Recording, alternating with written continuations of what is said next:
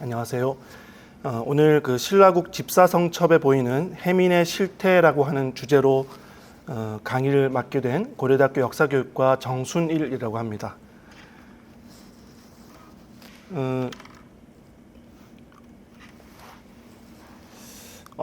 오늘 이제 그 말씀드릴 내용 구성은 지금 화면에 보이고 있는 목차와 같습니다. 첫 번째로는 신라국 집사성첩이 전하는 해민의 이동 양상에 대해서 좀 말씀을 드리고, 그 다음에 두 번째로는 해상의 이동과 도의 허가 문서의 지참에 대해서 말씀을 드린 다음, 마지막으로 해역 생업 집단의 은밀한 도안과 문서의 위조에 대해서 말씀을 드리도록 하겠습니다. 그럼 먼저 오늘 그 강의에 가장 중요한 키워드가 되고 있는 신라국 집사성첩이 무엇인지에 대해서 먼저 좀 소개 말씀드리겠습니다. 신라국 집사성첩이라고 하는 것은 그 일종의 외교 문서라고 할 수 있습니다. 그 신라국 집사성이라고 하는 말하자면 고대 신라의 최고 관부에서 발급하는 첩이라고 하는 문서 양식의 외교 문서인데요. 이게 굉장히 흥미롭게도 우리 측 사료라고 할 수 있는 삼국사기라든지 그 삼국유사 등, 그러니까 한국 측 사료에는 전혀 그 내용이 보이지가 않는데 일본 고대사 사료인 속일본후기라고 하는 이 책자에 이 전제가 되어 있습니다. 그러니까 신라국 집사성첩의 내용이 온전히 남아 있는 그런 상태로 전해지고 있어서 그 당시에 어떤 여러 가지 정치 실태라든지 문서 행정의 실태라든지 혹은 외교 의례라든지 또 뭐 국제 교류의 양상이라든지 그런 것들을 좀 소상히 알 수가 있고, 또 제가 이제 그 강의 제목에 그 해민의 실태라고 하는 말을 넣었는데, 그 해상을 왕래했던 여러 그 인민들, 뭐 구체적으로는 상인도 될 수 있고 뭐 승려도 될 수 있고 또는 뭐 그 어디에도 속하지 않는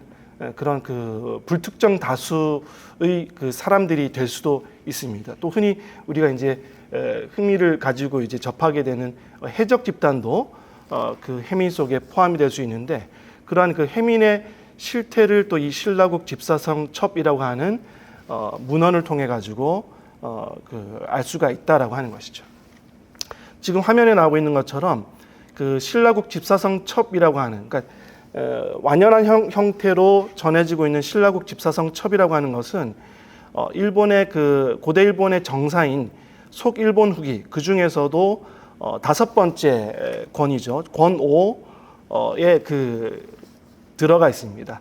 그러니까 일본 연호로는 승화 3년, 서력으로 환산하면은 그 836년이 되는데요.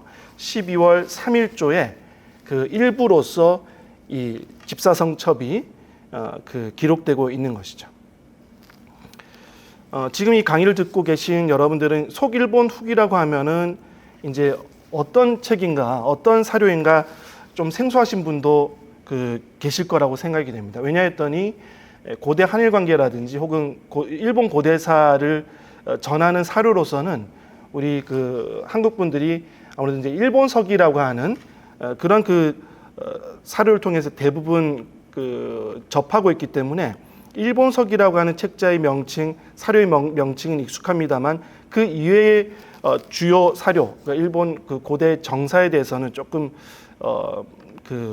접해보는 일이 좀 드물 거라고 생각이 드는데, 그래서 이제 표로 좀 간단하게 정리를 해봤는데요. 일본서기는 이른바 신들이 다스렸다라고 하는, 신들이 살았다라고 하는 그 신대부터 서력 697년까지의 이야기를 담고 있고, 그게 이제 720년 일본 나라 시대 때 편찬이 된 그 편찬 사료라고 할 수가 있습니다. 총 30권으로 이제 구성이 되어 있고요. 그 다음 시기를 다루고 있는 사료가 이제 속일본기입니다. 697년부터 791년까지 전개된 일본 고대 역사, 그건 뭐 일본의 대외 관계사, 특히 한반도와 관련된 그런 기록을 이제 포함하는 그런 내용들이겠죠. 그래서 여러분들이 보시기에 수록연대는 697, 791, 채 100년도 안 되는 기간이지만 총 권수가 40권으로 이루어져 있습니다. 그러다 보니까 속일본기에 기록된 내용이 매우 구체적입니다. 특히나 한반도와 관련된 내용, 구체적으로는 신라라든지 발해와 관련된 내용이 굉장히 소상하게 나와 있는 거죠. 물론 이제 신라의 대외관계 혹은 대일본 관계 관련 사료라고 하는 것은 삼국사기 등 한국 측 사료에도 일부 남아 있긴 합니다만, 뭐 어떻게 보면 조금 이제 좀 슬픈 얘기이기도 하지만은 이 시기의 한일 관계사를 구성하는 토대가 되는 사료는 속일본기 그 자체라고 해도 과언이 아니라고 할 수 있습니다. 그 다음 나오는 일본 후기 같은 경우는 속일본기보다는 굉장히 분량 면에서는 좀 적습니다. 권수는 마찬가지로 40권이고 수록연대는 791년부터 833년까지로 더 짧은 기간을 커버하고 있습니다만, 속일본 후기 같은 경우에는 전권이 현전하지 않습니다. 현재까지 전해지고 있지 않는 그런 특징이 좀 있습니다. 그래서 이제 우리 학계에서는 그걸 일문이라고 하는데요. 그러니까 산일된 그런 형태로 사료들이 남아 있고, 오히려 일본 후기는 완연한 사료라고는 할 수 없고 유치 국사 등등의 다른 어떤 연대기 사료를 통해 가지고 좀 보완되고 있고 재구성되고 있는 일본의 정사라고 할 수 있습니다. 하지만 이 일본 후기에도 한반도와 관련된 기록이 적지 않게 나오기 때문에 우리 한국사를 이해하거나 아니면 한국과 관련된 해역 교류사를 이해할 때 매우 중요한 사료라고 이야기할 수 있겠습니다. 그 다음에 이제 오늘 강의 주제와 맞닿아 있는 네 번째 보이고 있는 이 속일본 후기라고 하는 사료가 이제 주목이 된다고 할 수 있습니다. 이 책은 833년부터 850년까지의 이야기를 수록 연대로 하고 있고, 편찬된 시점은 800년대 이제 중후반이라고 할 수 있습니다. 869년에 편찬된 책입니다. 권수는 20권으로 구성이 되어 있고, 아까 이제 말씀드렸다시피 이 신라국 집사성 첩이라고 하는 것이 이 속일본 후기의 권5 다섯번째 권에 있는 기사의 일부로 전해진다는 말씀을 드렸는데, 20권 중에 다섯 번째 이제 책자에 이 바로 문제의 신라국 집사성 첩이라고 하는 문서가 전해지고 있는 것입니다. 그거에 대해서는 잠시 후에 조금 더 상세히 다루기로 하고요. 육국사를 지금 말씀드리고 있으니까 조금 더 보충해서 말씀을 드리면요. 다섯 번째 일본 고대의 정사라고 할 수 있는 사료가 일본 문덕천왕실록이라고 하는 사료입니다. 이거는 이제 책명에서도 알 수 있습니다만은 일본 천왕, 일본 왕 단대 일대에 걸친 그런 실록적 사료라고 할 수 있는 것이죠. 그래서 권수도 10권으로 좀 적고, 수록연대도 문덕천왕이라고 하는 일본 왕의 재위기에 해당하는 850년에서 858년이라고 하는 비교적 짧은 기간을 수록연대로 하고 있습니다. 그 다음 나오는 일본 3대 실록이 사실은 이제 어떻게 보면 굉장히 흥미롭고, 오늘 이제 강의에서도 일부 관련 기사가 좀 다루어지기도 하고, 또 좀 부끄럽습니다만 저의 어떤 메인 텍스트라고도 할 수 있는데요. 보시다시피 권수가 이제 50권으로 구성이 되어 있고, 수록연대는 858년에서 887년으로 되어 있습니다. 그러니까 비교적 짧은 기간의 내용을 많은 권수로 커버하고 있다는 것에서 우리가 유추할 수 있듯이, 일본 국내 정치, 경제, 사회, 문화와 관련된 기록도 굉장히 소상하지만 대외 관계, 예를 들면 동시기의 신라 관계, 또 발해 관계 혹은 당과의 관계를 전하는 기록도 다른 일본 고대 일본의 정사에 비해서 굉장히 소상하게 나온다라고 할 수 있겠습니다. 그래서 오늘 강의 내용 가운데 또 3대 실록 관련 기사가 조금 나오니까요. 그때 또 관련 기사가 나올 때 좀 보충해서 말씀드리겠습니다. 그래서 이제 이 화면에 보이시는 것처럼 이와 같은 그 고대 일본의 정사 6종류의 정사라고 해서 이걸 그 리코쿠시 육국사라고 부릅니다. 말 그대로 6개의 국사라고 하는 거죠. 6개의 그 내셔널 히스토리라고 할 수가 있겠습니다. 그 중에 이제 네 번째 텍스트인 속일본 후기가 오늘 이제 강의의 그 중심된 문헌이라고 말씀드릴 수가 있겠습니다. 속일본 후기라고 하는 것은 지금 이제 우리가 그 사료를 접할 때는 이제 활자화된 것, 그러니까 즉 출판된 것, 간행된 형태로 접하게 됩니다. 예를 들면 이제 일본에서는 그 국사대기라고 해서 일본의 그 정사, 고대부터 에도 시대 때까지의 정사를 시계열적으로 일목요연하게 그 편찬 출판하고 있는데요. 보통 이제 그 뭐 학생이라든지 대학원생이라든지 또 저와 같이 이제 직업적으로 공부를 하는 사람들은 그런 활자된 간행본을 보기 마련입니다만, 사실 이제 일본에서 연구를 할 때는 그런 활자화된 사료뿐만 아니라 그 활자화된 사료의 어떤 토대가 되는 여러 가지 사본, 즉 필사본인 거죠. 손으로 베껴 쓴 그 사본들을 함께 연구합니다. 그래서 이제 활자화된 이 기사의 어떤 본문이 구성되는 그 원형부터 검토를 하고, 그 다음에 교정 본문을 바탕으로 해가지고 그 다음 이야기를 전개시키는 그런 연구 방법론을 택하고 있는 것이죠. 그래서 이 속일본 후기를 전하고 있는 필사본, 사본도 사실은 굉장히 그 여러 가지 계통이 있습니다. 근데 이제 오늘 그 강의에서는 그 대표적인 사본을 좀 이미지로 몇 가지를 좀 준비를 했는데요. 그 중에서도 속일본 후기 그 필사본 가운데서도 오늘 이제 그 중심되는 자료로 사용할 신라국 집사성 첩 그 내용을 전하고 있는 부분을 조금 부분 발췌해 가지고 제가 보여드리고 있습니다. 지금 화면에서 보시고 있는 이 필사본은 그 다카야나기 본이라고 하는 필사본입니다. 그래서 이제 세로 쓰기니까요. 제일 오른쪽 부분이 이제 글 머리 부분이 되겠죠. 좀 이제 필사본이다 보니까 그 글자가 선명하지 않고, 또 이른바 충손이라고 합니까? 벌레 파먹은 데라든지 아니면 좀 뭐라고 하나요? 오래되면 약간 그 갈변이라고 하는 누렇게 변하는 현상이 좀 나타나거든요. 그래서 그 무큰이 선명하지 않고 완연하지 않다라고 하는 것을 확인하실 수 있을 겁니다. 그럼에도 불구하고 이 제일 그 첫 번째 행을 보시게 되면 신라국 집사성 한 칸 띄우고 첩, 그리고 살짝 한 칸 띄우고 일본국 태정관이라고 하는 그 문자열을 확인하실 수가 있습니다.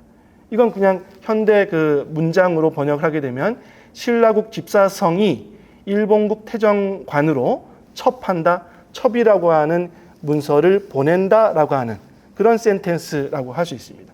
그리고 나서 기삼진으로 시작되는 그 내용들, 이건 이제 두 번째 행에 있는 건 일종의 이 집사성첩의 그 제목이라고 할 수 있습니다. 우리가 지금도 책을 그 출간하면은 제목을 따로 달지 않습니까? 논문을 쓰더라도 제목을 따로 달고, 뭐 수필이나 그 신변 잡기적인 글을 쓰더라도 타이틀을 간단하게, 그렇죠? 내용을 반영하는 거를 그 살짝 그 정해주듯이 집사성 첩의 경우에도 이렇게 이제 제목을 먼저 살짝 보여주고, 요런 것에 관한 일이다라고 하는 거를 먼저 좀 언급을 해주고 그 본격적인 내용으로 들어가는 거를 이제 알 수가 있습니다. 지금 보여드리는 이 그 이미지는 똑같은 그 속일본 후기에 수록되어 있는 신라국 집사성 첩이 나오는 그런 장면이고, 이 필사본은 타니모리본이라고 하는 겁니다.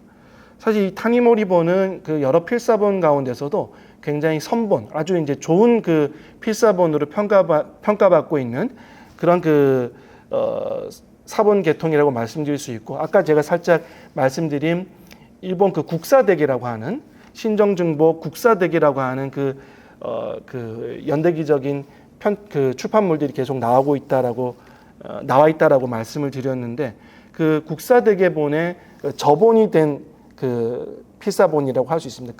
그 정도로 어떤 그 글자의 어떤 그 문제가 좀 적고 비교적 그 신빙할 수 있는, 신뢰할 수 있는 그 문자열을 가지고 있다라는 의미가 될 수 있겠습니다. 지금 그 보시는 거는 그 일본 에도 시대 때 필사된 에도 시대 연호인 경장 그 케이초라고 하는 연호를 따서 그 사본명을 그 정한 케이초본이라고 하는 필사본입니다. 아무래도 이제 조금 후기에 작성된 그 필사본이다 보니까 앞서 보여드린 두 가지 필사본보다 약간 글자가 좀 선명하고 깨끗하다라고 하는 것도 알 수가 있으실 거고, 또 그 괴선이라고 합니까? 이렇게 원고지 선처럼 이렇게 이제 좀 반듯반듯하게 되어 있는 그 속에다가 이제 그 무큰을 기입하고 있다라고 하는 모습도 아실 수가 있을 겁니다.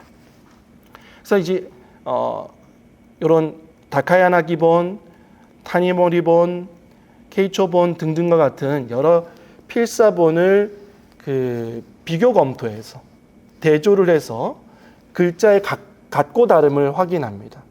그리고 문맥상 또 이 글자가 들어가야 되는 것이 아닌데 왜 이 글자가 들어갔지 하는 곳은 그 보다 더 정확한 글자, 의미가 잘 통하는 글자로 또 보완이 되게 됩니다. 그런 식으로 그 여러 필사본을 종합 검토해서 이제 교정 본문을 만들 수가 있는 것이죠. 그래서 이제 제가 나름대로 그 다양한 계통의 필사본을 확인해서 그 교정 본문을 이제 제시를 해 보려고 합니다. 그렇죠? 그럼 이제 이와 같은 형태가 되겠습니다. 이건 이제 뭐 활자체로 그렇죠?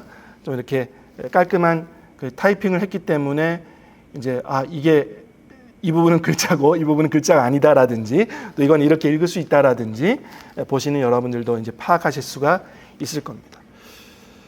그리고 이제 오늘 그 강의에서 좀 주로 말씀드리게 될 키워드들을 일부러 제가 이제 빨간색으로 좀 표시를 해봤습니다. 그렇다고 해서 이제 여러분들이 그 깔끔한 글자가 나오고 빨간색으로 키워드 표시를 했다고 해서 이대로 이제 내용을 진행한다면 조금 어려우실 수 있잖아요. 그래서 제가 그 한국어로 이 같은 내용을 한국어로 좀 나름 해석을 해가지고 여러분들이 어떤 그 신라국 집사성 첩에 대한 이해를 좀 그 도와드릴까 합니다.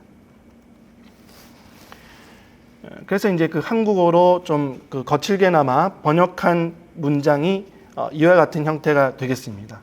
앞서 제가 그 키워드들을 빨간색으로 표시를 했었는데 그 한국어 번역문에도 해당 글자 혹은 해당 단어 표현에는 빨간색 표시를 해서 그 정순일이라는 사람이 이 부분을 좀 주목해서 말하려고 하는구나라고 하는 것을 여러분들이 좀 이해하실 수 있을 겁니다. 예를 들면 신라국 집사성이라고 하는 그 신라의 관청, 관부, 일본국 태정관이라고 하는 관부, 또 첩이라고 하는 문서의 형태, 그렇죠? 그리고 또 견신라사라고 그 파악되고 있는 기삼진, 키노미츠라고 하는 인물, 이런 그 키워드들을 이제 빨간색으로 좀 표시를 해놓은 거죠.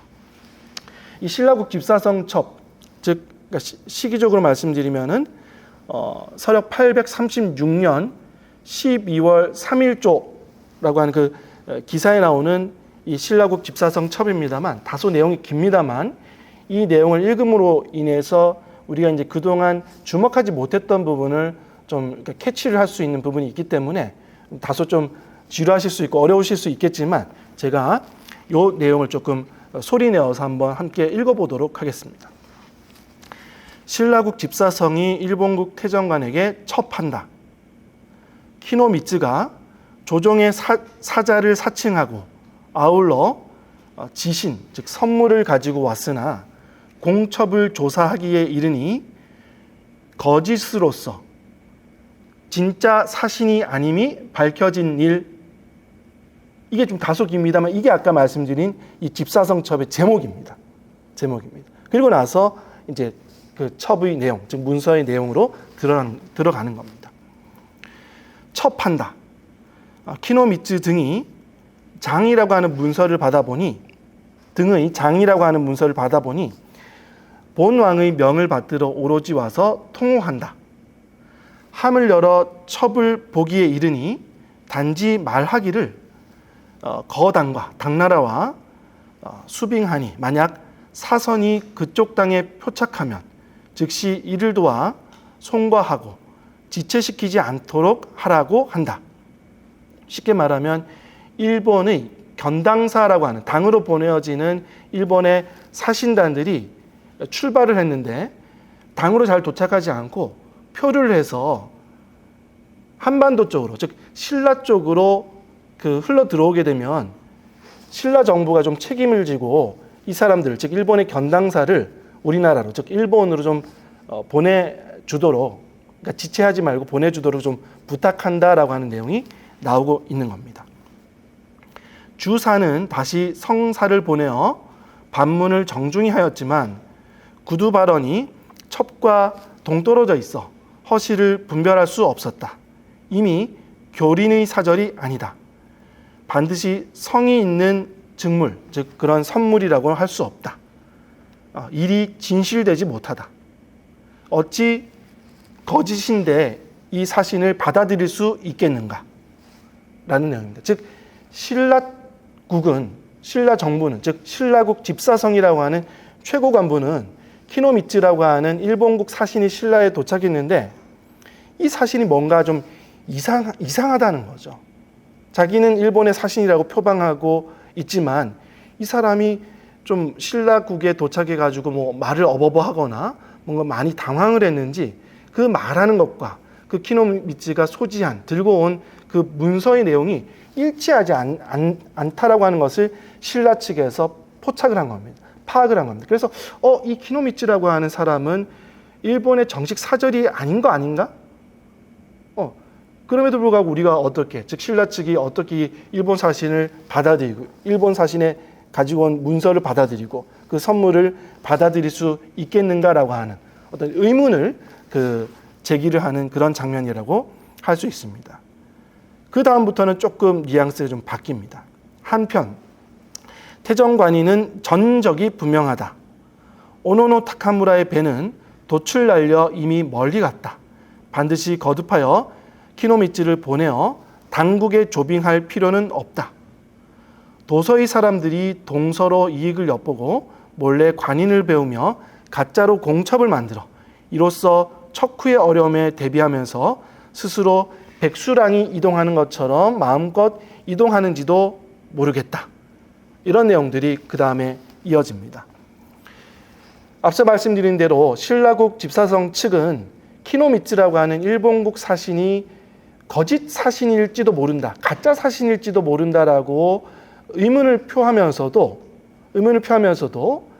그 키노미츠라고 하는 사신이 들고 온 그 외교 문서에 찍힌 도장, 그게 태정관인이라고 하는 도장인 거죠. 일본국의 최고 간부인 태정관이 찍은 그 도장을 말하는 겁니다.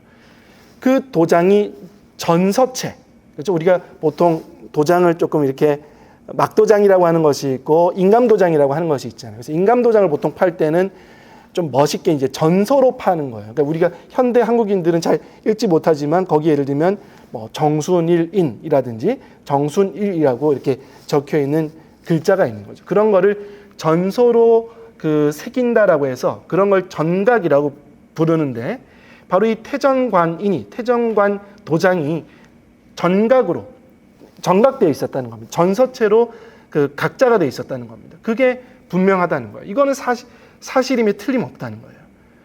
그러니까 사신단은 정체가 불명하고 뭔가 좀 이상하고 의심스럽지만 이네들이 들고 온 이 문서만큼은 혹은 또 문서에 찍힌 도장만큼은 뭔가 진짜임이 틀림없다라고 신라 정부 측은 파악을 하고 있는 겁니다. 그러면서 일본의 견당사인 오노노 타카무라가 이제 당으로 이미 갔다라고 하는, 사실은 오노노 타카무라는 당으로 결국 가지 않는 견당사의 일원입니다만 뭐 그런 어떤 그 당시 정황을 얘기를 하면서 그다음 그 서술을 이어나가고 있는 것이죠.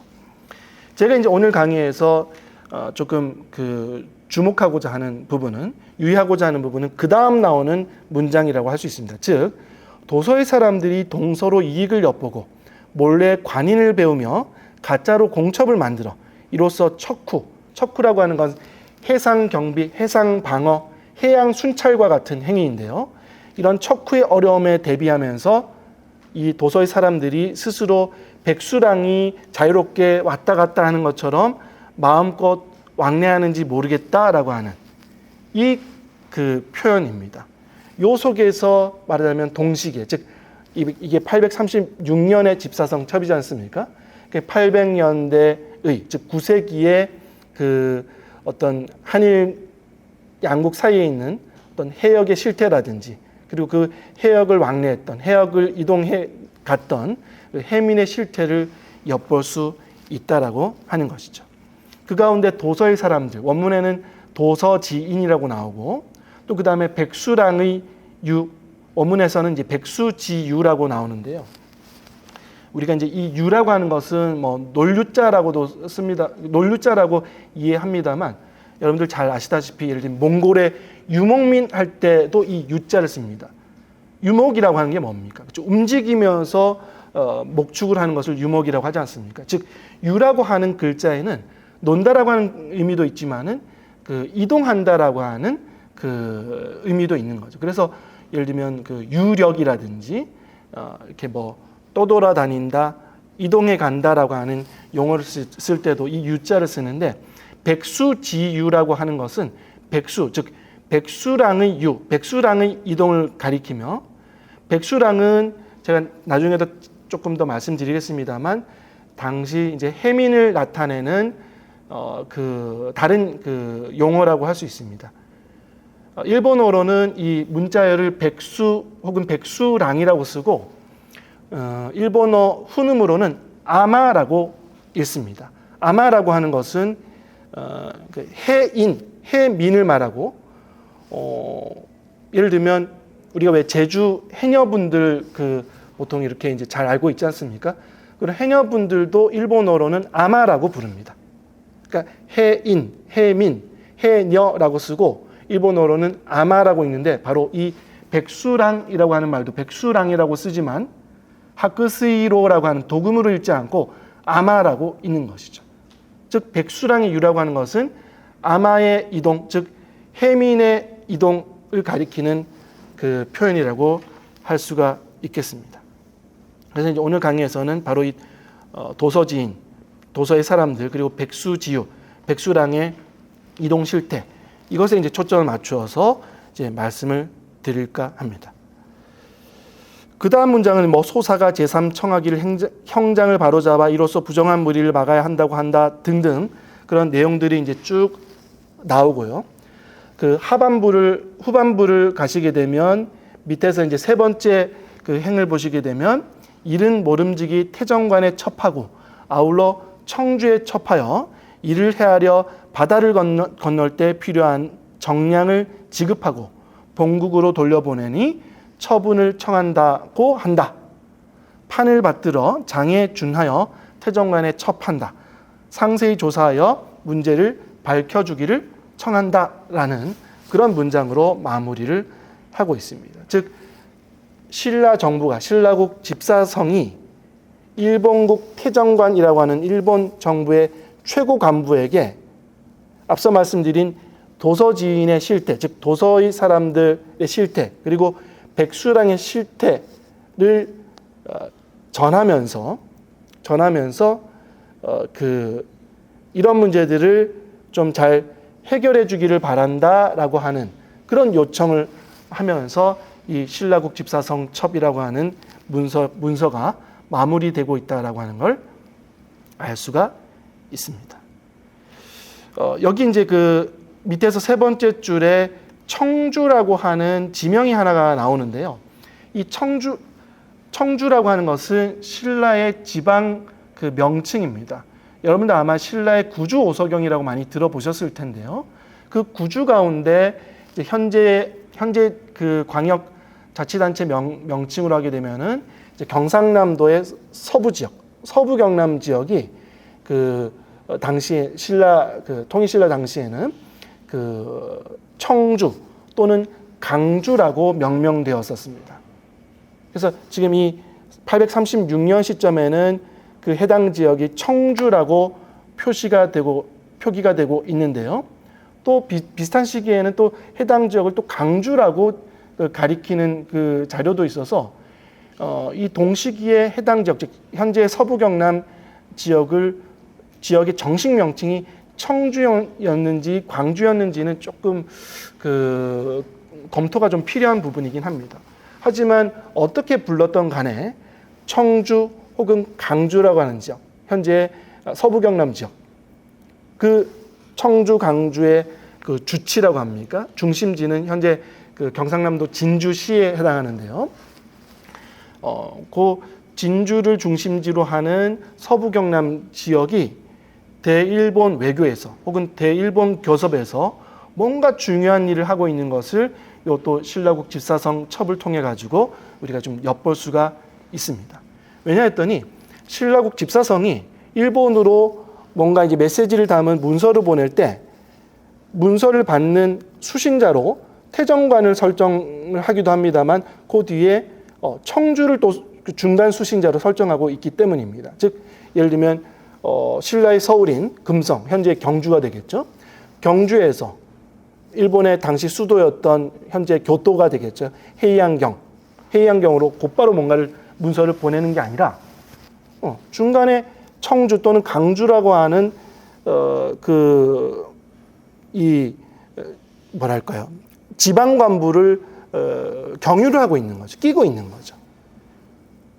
그러니까 그런 실태를 뒤집어 보게 되면은 당시 적어도 830년 무렵에 이 신라의 대일본 외교, 대일본 교섭이라고 하는 것은 그 청주 또는 강주라고 불리는 지역이 굉장히 중요한 역할을 하고 있었다라고 하는 것을 이제 말을 할 수가 있는 겁니다. 그런 의미에서도 이 지금 보시고 계시는 이 836년에 신라국 집사성 첩이라고 하는 문헌은 매우 중요한, 한국사적인 맥락에서도 매우 중요하고 한국의 어떤 국제교류사 혹은 대일본 외교사 등을 그 생각을 할 때도 굉장히 중요한 자료라고 할 수가 있겠습니다. 그래서 제가 일부러 다소 이제 그 지루할 수도 있습니다만 시간을 좀 충분히 부여를 해서 이 문서를 나름 천천히 여러분들과 함께 읽어보게 된 것입니다.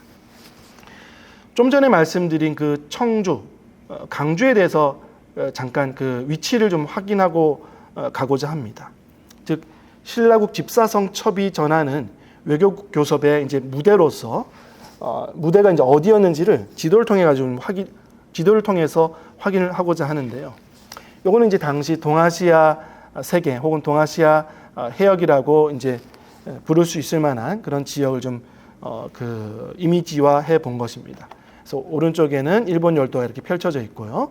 당시에 일본의 그 수도랄까요? 일본의 그 왕권이 있던 곳은 헤이안경, 평안경, 현재 이제 교토에 해당하는 지역이죠. 그리고 이제 그 신라의 그 왕경은 금성이라고 이제 표기가 되고 있습니다.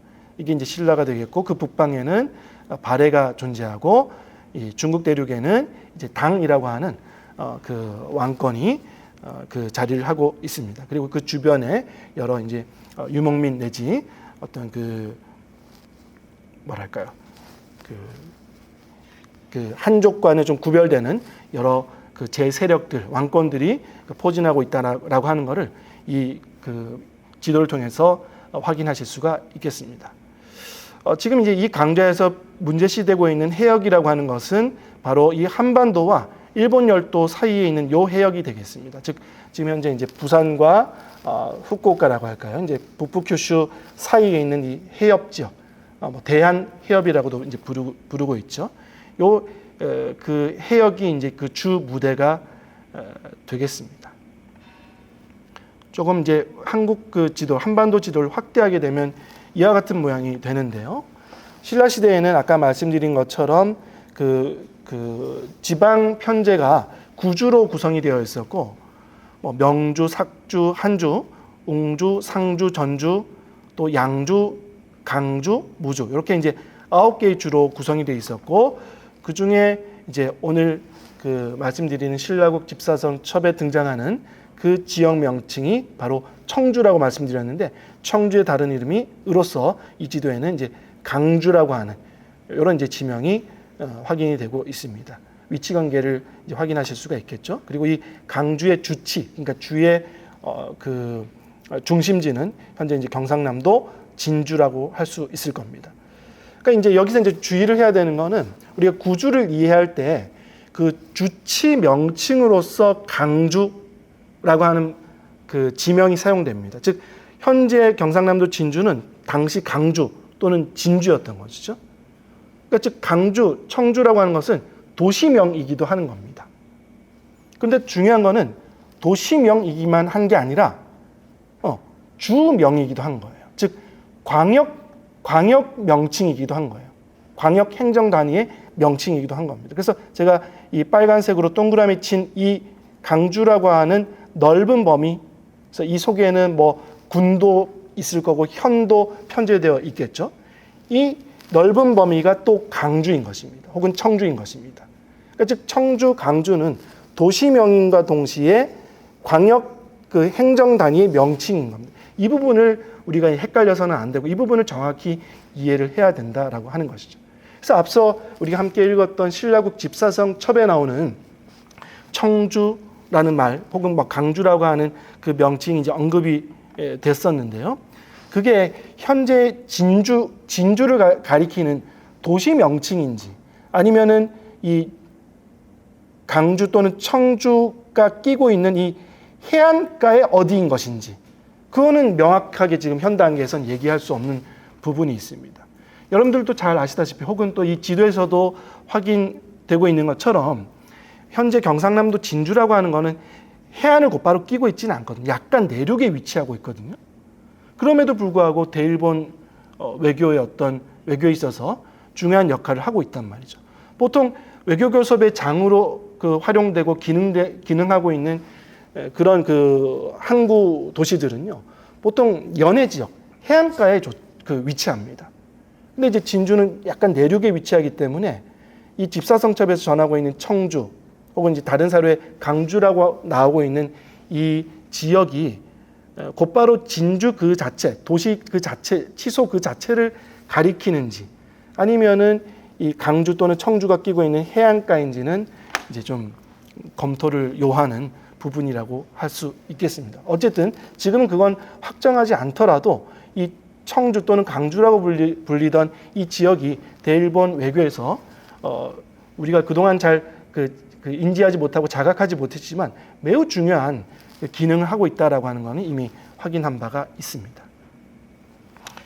이건 사실 이제 그 최근에 그 제작이 되고 있는 아직 이제 출판이 되지는 않았습니다만 일본에서 이제 곧 출판될 그 대외 교류사 사전에 그 이제 들어갈 지도입니다. 원래 한국에서 출판된 그 교류사 관련 책이라든지 논문도 마찬가지고요. 또 일본에서 출판된 뭐 개설서라든지 논문 등등의 사실 이 청주와 강주가 구체적인 외교교섭의 기능을 하는 그 지역으로 명기된 바가 없습니다. 사실 한국에서 사용되고 있는 역사 교과서만을 보더라도 신라의 대교섭 창구로서 청주 또는 강주가 구체적으로 기입된 그런 사례는 제가 알고 있는 바에 의하면은 한 정도 없습니다. 근데 이제 곧 간행될 이 외교 교류와 관련된 사전에는 바로 이 청주, 강주가 이제 외교 교섭 기능을 했다라고 하는 그런 맥락으로 이제 기입이 될 예정인데요. 우리 한국에서도 이 청주, 강주라고 하는 이 그 고대 지역이 행정 단위가 대일본 교류에서 혹은 뭐 사실은 제가 이제 쓴 다른 글에 의하면은 대중국 교섭에서도 굉장히 중요한 역할을 하거든요. 그러니까 대외교섭에 있어서 굉장히 중요한 기능을 했던 그런 그 지역이라고 하는 것을 우리 한국사적 맥락에서도 좀 재조명해야 되지 않나, 할 필요가 있지 않나라는 그 생각이 들어서 요 좀 지도를 함께 좀 살펴봤습니다. 그런 데 대해서 이제 일본의 어떤 그 외교 교섭의 기능을 하고 있는 뭐 지역이라고 해야 될까요? 장은 그 일본 그 큐슈 북부에 있는 이 대제부 다자이후라고 불리는 요 지역이 될 것입니다. 그리고 해안가에는 이 대제부 홍려관이라고 되어 있죠. 다자이후 코로칸이라고 되어 있는 요 지역이 이제 구체적으로 예를 들면 사신이 왔을 때 혹은 상인이 왔을 때 외국 사람이 일본에 도착했을 때 뭐 숙식을 제공한다거나 아니면은 뭐 옷을 제공한다거나 아니면 일본의 서울로 올라가기에 앞서서 잠시 대기하는 장소로 이제 그 기능했던 그런 그 유적이라고 할 수가 있겠습니다. 신라 측에는 청주 강주가 있다면 일본 측에는 이 코로칸과 다자이후가 있는 셈인 것이죠. 근데 지금 제가 그 살펴본 것처럼 신라국 집사성첩에는 그러니까 일본국 태정관으로 보내어지는 신라국 집사성첩에는 여러 가지 이제 메시지가 담겨져 있습니다. 태정관에서 일본국 그 정부에서 해결해 달라라고 신라 측이 요청하는 여러 가지 메시지가 담겨 있는데 그 중에서 제가 이제 유의하고자 하는 부분 아까 이제 함께 읽었던 문장인데요. 도서의 사람들이 동서로 이익을 엿보고 몰래 관인을 배우며 가짜로 공첩을 만들어 이로써 척후의 어려움에 대비하면서 스스로 백수랑이 이동하는 것처럼 마음껏 움직이는지도 모르겠다라고 하는 이 부분이 이제 좀 더 픽업이 될 수 있는 것이죠. 즉 여러 가지 그 집사성 측의 요청이 있었습니다만 집사성 측이 태정관에게 해결해 달라고 하는 굉장히 어떤 핫한 그 현안이 되고 있는 문제 가운데 핵심 문제가 바로 이 문장에 나오는 내용이라고 할 수 있습니다. 즉 도서지인 문제, 도서 사람의 문제, 혹은 백수랑의 문제, 해민의 문제라고 하는 거죠. 해민의 문제라고 하는 거죠. 근데 그 도서의 사람들, 해민들이 어떻게 이동하고 있다는 것이겠습니까? 지금 보시고 있는 것처럼 몰래 관인, 그렇죠? 공식적인 도장을 만드는 법을 몰래 배운다는 거예요. 도장을 위조하는 방법을 배운다는 겁니다. 그래서 그 위조된 도장을 활용해서 그걸로 날인해서 공첩, 즉 공식적인 문서를 만들고 있다는 겁니다. 그래서 그 관인과 공첩, 가짜 관인과 가짜 공첩, 위조된 관인과 위조된 공첩을 만들어서 일본과 신라 사이를 오가고 있다는 거예요. 그게 어디서 문제시 된다고요? 신라 쪽에서 문제시 된다는 거죠. 지도로 보게 되면 신라 해안가에서 그게 문제시 된다는 거예요. 일본 측 어딘가에서 뭔가 이제 도서지인이라고 했으니까 그 크고 작은 섬 지역 사람들이겠죠. 섬 지역 쪽에서 뭐 대마도도 될 수 있겠고 일기, 쓰시마 이키 쪽도 될 수 있겠고 큐슈 북부는 이제 굉장히 유명한 되게 잘 알려져 있는 다도의 지역이기도 하기 때문에 이런 어딘가의 어떤 섬들에서 출발한 사람들이 관인과 공첩을 위조해서 신라로 건너오고 있는 이 현상, 이게 이제 신라국 집사성 측이 문제시하고 있는 그 내용이라고 할 수 있는 겁니다. 이거를 좀 막아달라는 거예요. 쉽게 말하면 뭡니까? 태정관이 그 도서 사람들 그리고 백수랑들 잘 단속해서 신라로 왔다 갔다 하는 것, 신라로 넘어오는 것 막아달라, 단속해달라, 이 요청인 겁니다. 이 요청인 거예요. 여기서 바로 이 공첩이라고 하는 이 공식 문서가 구체적으로 언급이 되고 있는 것입니다.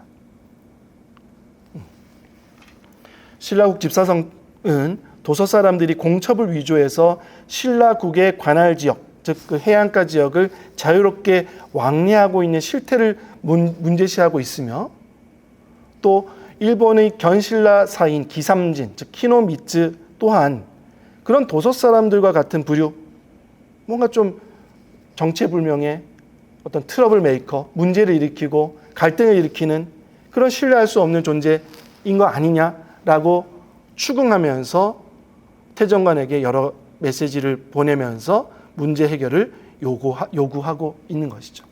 이 대목에서 우리가 알 수 있는 그 800년대의 역사상이라고 하는 것은 일본에서 신라로 사람이 이동할 때 외교 사신뿐만 아니라 일반 인민들이 해민들이 이동할 때도 공식적으로는 이른바 공첩이라고 명명되는 혹은 이해가 되고 있는 그런 문서를 지참해서 넘어가는 것이 기본이다라고 하는 것을 알 수가 있는 것이죠. 거꾸로 공첩 없이 그런 문서의 지참 없이 신라 쪽으로 도해하게 되면 건너가게 되면 그거는 법률 위반이라는 거죠. 단속의 대상이라는 거죠. 그런 실태를 이제 알 수가 있는 겁니다. 그래서 동시기에 즉 800년대 9세기에 이 해상을 이동하는 이런 해민들에게 공첩의 휴대가 요구되고 있었다라고 하는 굉장히 중요한 사실을 우리 이 국집사성 첩에서 확인할 수가 있는 겁니다. 좀 전까지 신라국 집사성 첩에서는 그 사람들이 해상을 왕래할 때 공첩이라고 표현되는 그런 어떤 특정한 문서를 지참해야만 한다라고 하는 그런 내용들이 전하고 있다라는 말씀을 드린 바가 있습니다. 그러한 실태를 신라국 집사성첩이 아닌 다른 사료를 통해서도 좀 여러 확인할 수가 있어서 두 번째로는 그 해상의 이동과 도해 허가 문서의 지참이라고 하는 코너를 설정해서 그 부분에 대해서 좀 말씀을 드리려고 합니다. 여기 제목에 나오고 있는 해상이라고 하는 것은 그 해역을 왕래하는 상인이라는 그런 뜻으로 그 국제 상인으로 이해를 해주시면 되겠습니다. 마침 신라국 집사성첩의 무대가 되고 있는 시기적인 무대가 되고 있는 800년대 9세기 같은 경우에 이 상인의 활발한 왕래가 사료상에 다수 확인되고 있습니다. 그런 부분을 좀 그 몇 가지 사례를 확인해 보고요. 근데 이제 그 상인들이 집사성첩에서 말하고 있는 것처럼 반드시 공첩이라고 하는 그 문서는 아닙니다만 여러 가지 이름으로 명명되고 있는 다양한 형태의 문서 지참을 요구받았다라고 하는 그런 또 그 흥미로운 사례들이 있어서 그런 얘기를 좀 말씀드리려고 하고요. 세 번째로는 그렇다면 이제 그 문서는 구체적으로 어떤 내용을 담고 있나라고 하는 거를 그 일본 측에 남아 있는 뭐 고문서라고 해야 될까요? 그 고대 당시의 문서입니다. 그런 문서의 구체적인 사례를 통해 가지고 문서의 형태와 대략적인 내용에 대해서 그 검토를 해보고자 합니다. 그 집사성첩의 시기적인 무대가 되고 있는 800년대 그 9세기는요 상인의 활발한 왕래로 굉장히 주목이 되는 시기라고 할 수 있습니다. 일본 측 사료를 보게 되면 상인이라고 하는 용어가 814년 단계에 본격적으로 등장합니다. 근데 굉장히 흥미롭게도 우리 한국과 관련된 신라상인이라고 하는 네 글자로 등장하고 있는 것이죠. 그래서 신라상인이라고 하는 그 존재가 814년 시점에 처음 확인되는 것이 고대 일본을 찾아간 국제상인의 그 첫 사례라고 할 수가 있습니다. 이 상인의 존재가 왜 중요하냐 했더니 그 이전 단계의 교류라고 하는 것은 사신들, 외교 사신들, 사절들이 담당을 했다면 800년대, 9세기가 되면은 사절들의 왕래가 끊어지거나 굉장히 횟수가 줄어들고 오히려 이 상인이 그 중요한 그 교류의 담당자로 등장하기 때문입니다. 그런 의미에서 정말 그 새로운 형태의 교류의 담당자라고 할 수 있고 일본의 입장에서 보게 되면은 새로운 형태의 내항자의 등장이라고 이해할 수도 있을 겁니다. 구체적으로는 신라상인 31인이 현재 큐슈가 아니라 죄송합니다. 일본 열도 혼슈의 제일 서쪽에 위치하고 있는 나가토국이라고 하는 곳의 토요우라 군에 표착했다라고 하는 것이 신라 상인 또는 상인과 관련된 초출 기사라고 할 수 있습니다.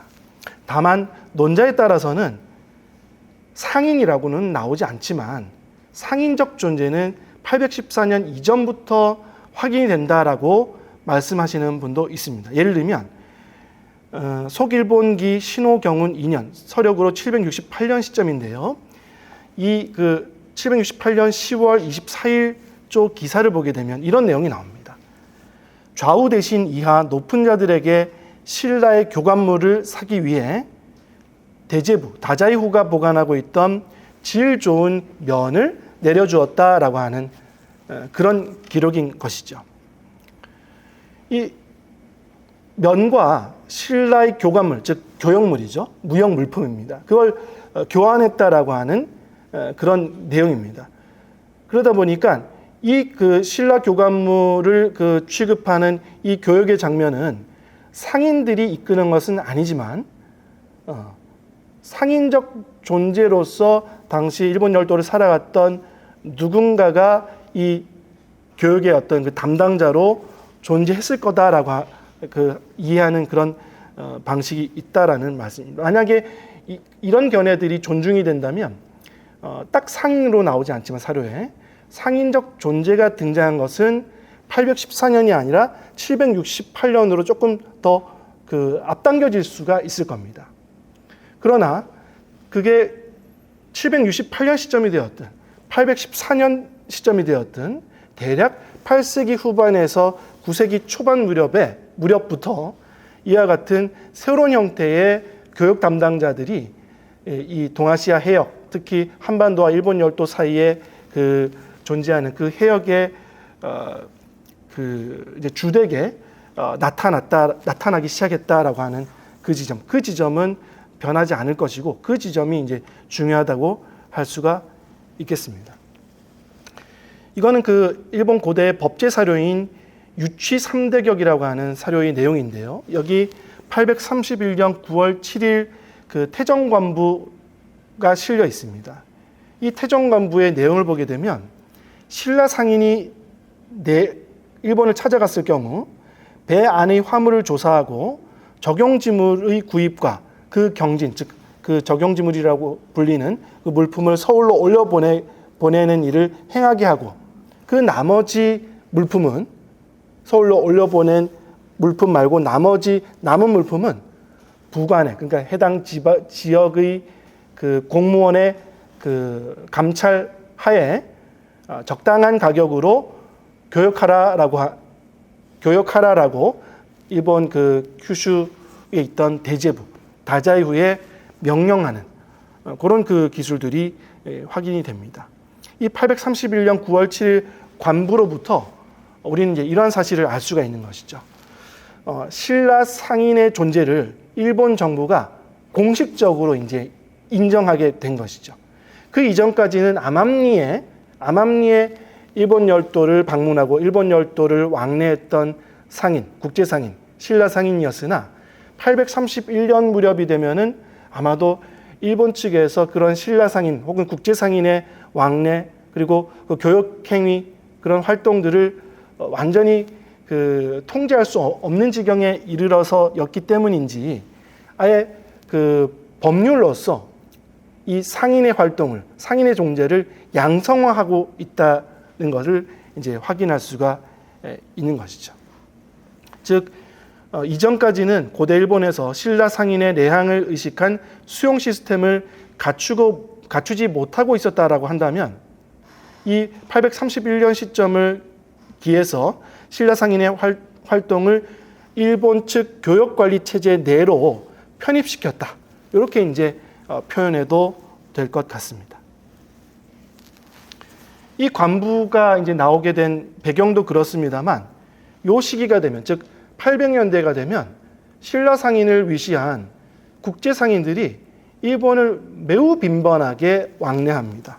예를 들면 한반도와 관련된 사례만 이제 몇 가지 좀 말씀을 드리면요. 예를 들면 835년 기록을 보게 되면 신라 상인의 왕래가 끊임없이 이어진다라고 하는 보고가 한반도와 가까운 이키라고 하는 섬으로부터 올라오게 됩니다. 그래서 사료의 표현에 하면은 내규 부절, 그리고 왕래 부절, 즉 와서 엿보는 것이 끊어지지 않는다라든지 왕래하는 것이 끊이지 않는다라든지 이런 표현으로 이제 기재가 되는 것이죠. 840년 무렵에는 여러분들도 굉장히 잘 알고 계시는 그 장보고의 그 부하들이 일본을 방문해서 말 안장 등 여러 가지 물품을 일본 측에 전하고 있는 장면이 사료에 확인이 되고요. 이듬해인 841년 같은 경우에는 장보고가 보낸 이른바 회역사라고 하는 사신이죠. 이충, 양원 등이 일본 측 다자이후, 대제부를 방문하고 있는 기록이 확인이 됩니다. 그 이외에도 840년대 이후 860년대 무렵까지 굉장히 많은 그리고 다양한 국제상인들이 일본을 왕래했고 교역활동에 관여했다라고 하는 기록을 확인할 수 있습니다. 구체적인 인명이 확인되는 것은요. 도중, 이소정, 이인덕, 김진, 김자백, 흠양휘, 왕초, 김운습 등 이런 인물들인 거죠. 즉 신라인이 상인으로서 일본을 왕래하고 상인 자격으로 교육활동에 참여한 사실이 확인이 되는 겁니다. 그런데 흥미로운 것은 이들 신라인, 신라 상인의 성격이랄까요? 그 구체적인 모습인데요. 신라 상인이라고 그 일본 사료에 나오고 있지만 이들이 전부 한반도 신라에서 온 건 아니라는 점입니다. 한반도 신라에서 온 신라 상인도 물론 없진 않았겠으나 적지 않은 경우에 당나라에서 일본으로 이동하고 일본에서 당나라로 또 돌아가는 그런 이동 패턴, 해상 왕래 패턴을 보이는 그런 신라 상인도 적지 않게 존재했다라고 하는 점, 그런 점이 굉장히 흥미롭고 주목이 됩니다.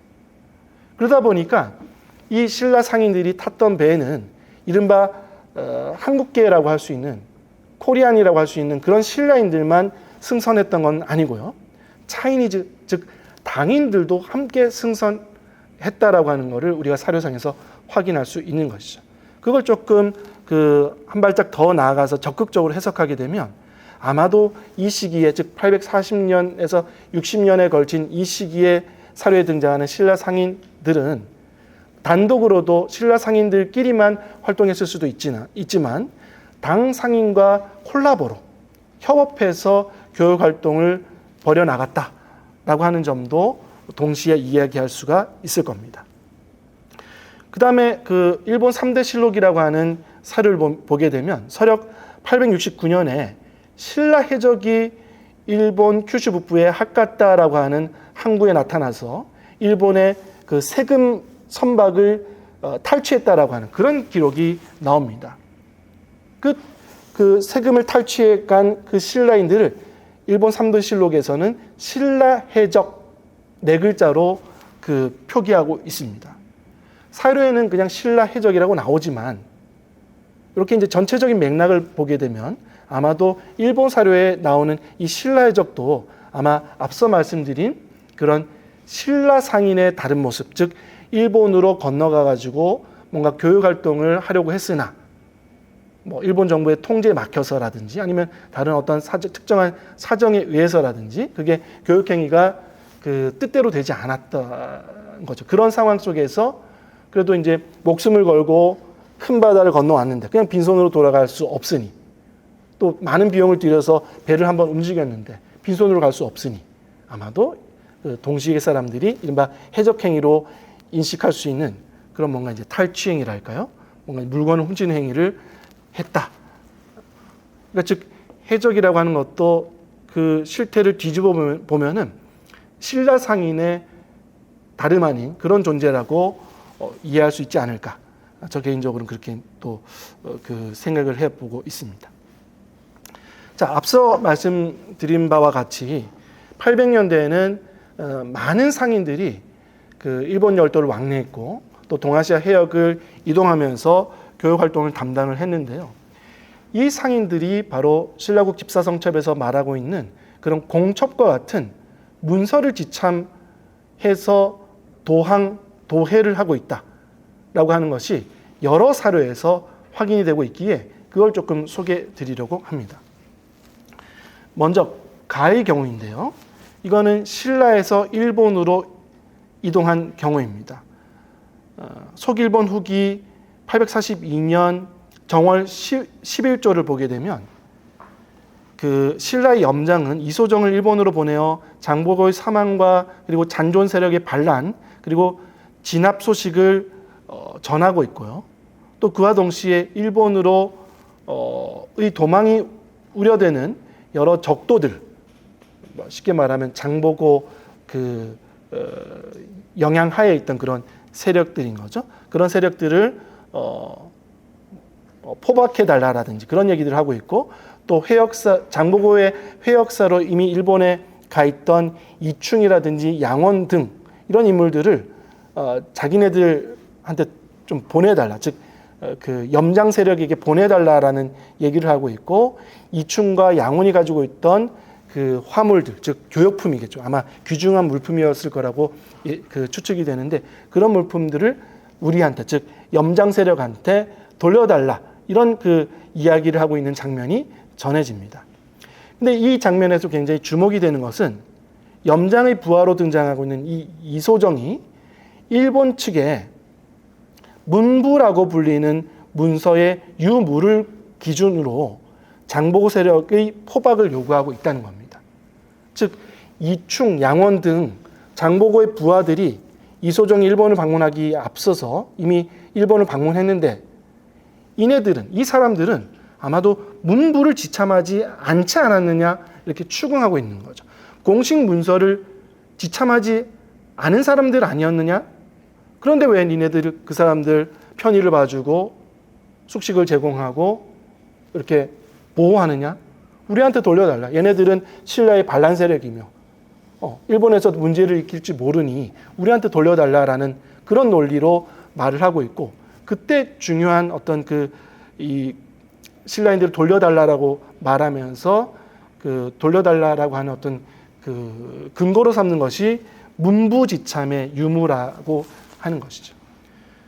그 현상을 뒤집어 보게 되면은 아마도 신라에서 도항하는 상인을 비롯한 해민들 혹은 여러 사람들은 문부라고 지칭이 되는 공식 문서를 반드시 지참을 해야만이 일본으로 오고 갈 수 있었다라고 하는 실태를 이제 엿볼 수 있는 것이죠. 그도 그럴 것이, 그렇게 말하고 있는 염장의 부하 이소정 스스로도 그냥 맨손으로 오지 않습니다. 이 사람도 문서를 가지고 와요. 사료에 의하면은 염장이 축전국에 올리는 첩장, 그렇죠? 염장이 직구쟁국에 올리는 첩장이라고 하는 이 첩장이라고 하는 문서를 지참하고 옵니다.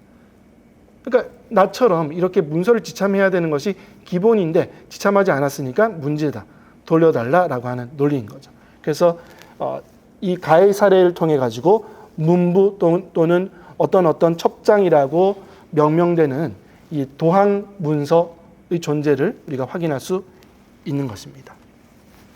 그 다음에 나의 경우를 보겠습니다. 이 사례는 일본에서 중국 당으로 이동하는 사례라고 할 수 있습니다. 서력 853년 2월 11일에 다자이후는 그 일본 승려, 견당승이라고 하는데요.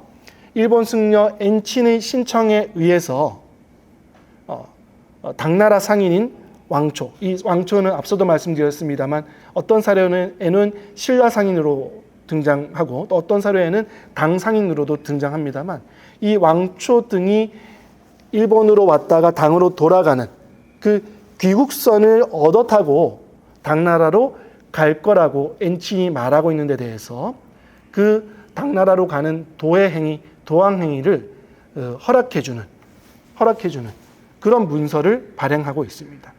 그 문서는 이 사료에 의하면은 공허무로 이야기되고 있는 것이죠.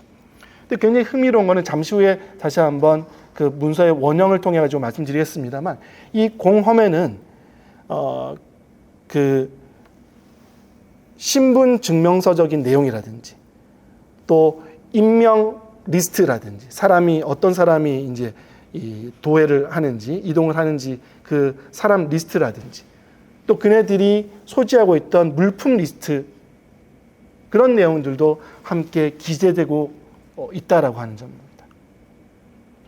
즉 어떤 의미에서 좀 현대적인 표현이긴 합니다만 당대의 패스포트에 해당하는 공문서, 공식 문서가 바로 이 경우에는 공험이라고 명명됐고 이렇게 표기된 게 아닌가, 이렇게 이제 추측할 수 있는 장면이라고 할 수 있습니다. 다만 공험이라고 하는 그 문서 양식이라고 하는 것은 지금 좀 전에 말씀드린 것처럼 패스포트적인 성격을 가진 문서로 쓰일 때도 공험이라고 명명이 됩니다만 다른 기능을 하는 문서도 공험이라고 명명이 되기 때문에 뭐랄까요,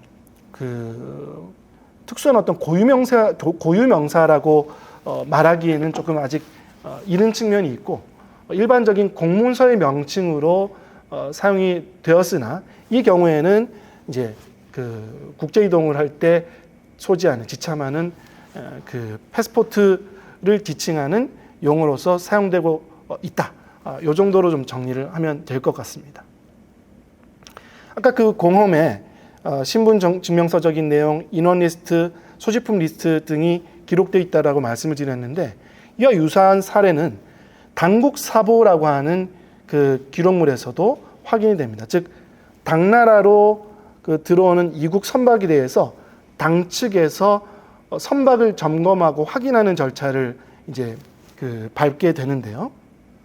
선박 화물을 점검하고 또 배에 탄 사람들을 체크했다라고 하는 기록이 당국사보에 전하고 있습니다. 그만큼 일본뿐만 아니라 신라뿐만 아니라 당 측도 배와 사람들의 어떤 출입, 이른바 이제 출입국이죠. 출입국을 굉장히 엄밀하게 통제하고 규제하고 관리했다라고 하는 역사상을 여기서 이제 엿볼 수 있는 것이죠.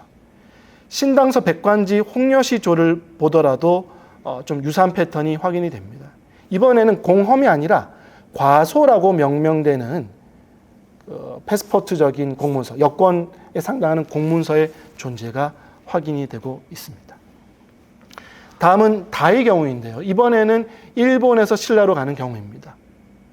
이건 좀 익숙하시다고요? 맞습니다. 아까 우리가 천천히 함께 읽었던 신라국 집사성첩에 나오는 그런 사례이기 때문입니다. 즉 우리가 이미 확인한 바와 같이 일본 열도에서 신라로 이동할 때 이른바 공첩이라고 명명되는 뭔가 공식적인 도해를 허락하는, 도항을 허락하는 문서를 지참해야만 한다라고 하는 실태를 우리가 아까 확인한 바 있듯이 신라에서 일본으로 이동하는 인민들, 해민의 경우에는 공첩에 상당하는 무언가를 지참해야 된다, 휴대해야 된다라고 하는 것을 우리가 이제 알 수가 있는 것이죠. 지금 보시고 있는 화면은요, 아까 앞서 말씀드린 가나다 사례 가운데 나의 사례를 보여주는 일본의 고 문서입니다. 이건 정말 800년대 당시의 문서가 현재까지 전해지고 있는 굉장히 귀중한 사례입니다. 그래서 일본 내에서는 국보로 지정이 되어 있는 문헌 사료인데요. 세로 글쓰기로 되어 있으니까 제일 오른쪽 편이, 여러분들이 보시기에는 이쪽입니까? 제일 오른쪽 편이 제일 앞선 문서라고 하는 것을 아실 수가 있을 겁니다. 그래서 이제 뒤로 쭉 가면서 이제 문서가 자세히 보시면은 이렇게 좀 분절이 되어 있고 그 분절이 되고 있는 지점에 우리 흔히 왜 부동산 계약할 때 흔히 이제 하는 간인이라고 하죠. 좀 문서와 문서를 이렇게 겹쳐가지고 도장을 찍는 그런 걸 이제 간인한다라고 말을 하는데 그 간인을 하고 있는 모습이 지금 이 지점에서 확인되고 있습니다. 그래서 크게 보면은 하나, 두 개, 세 개의 문서가 이어져 있고 이 이어져 있는 문서가 이제 현재에는 하나의 두루마리로 전해지고 있음을 알 수 있습니다. 일본 연호로는 인수 3년인데요. 서력으로는 853년입니다. 일본의 유명한 견당 승려인 원진, 엔친이라고 하는 사람이 일본을 떠나 당나라로 갔을 때, 그리고 당나라에 입국한 이후에 이동했을 때 바로 화면에 보고 계시는 이와 같은 문서를 지참, 휴대했다라고 하는 것이죠.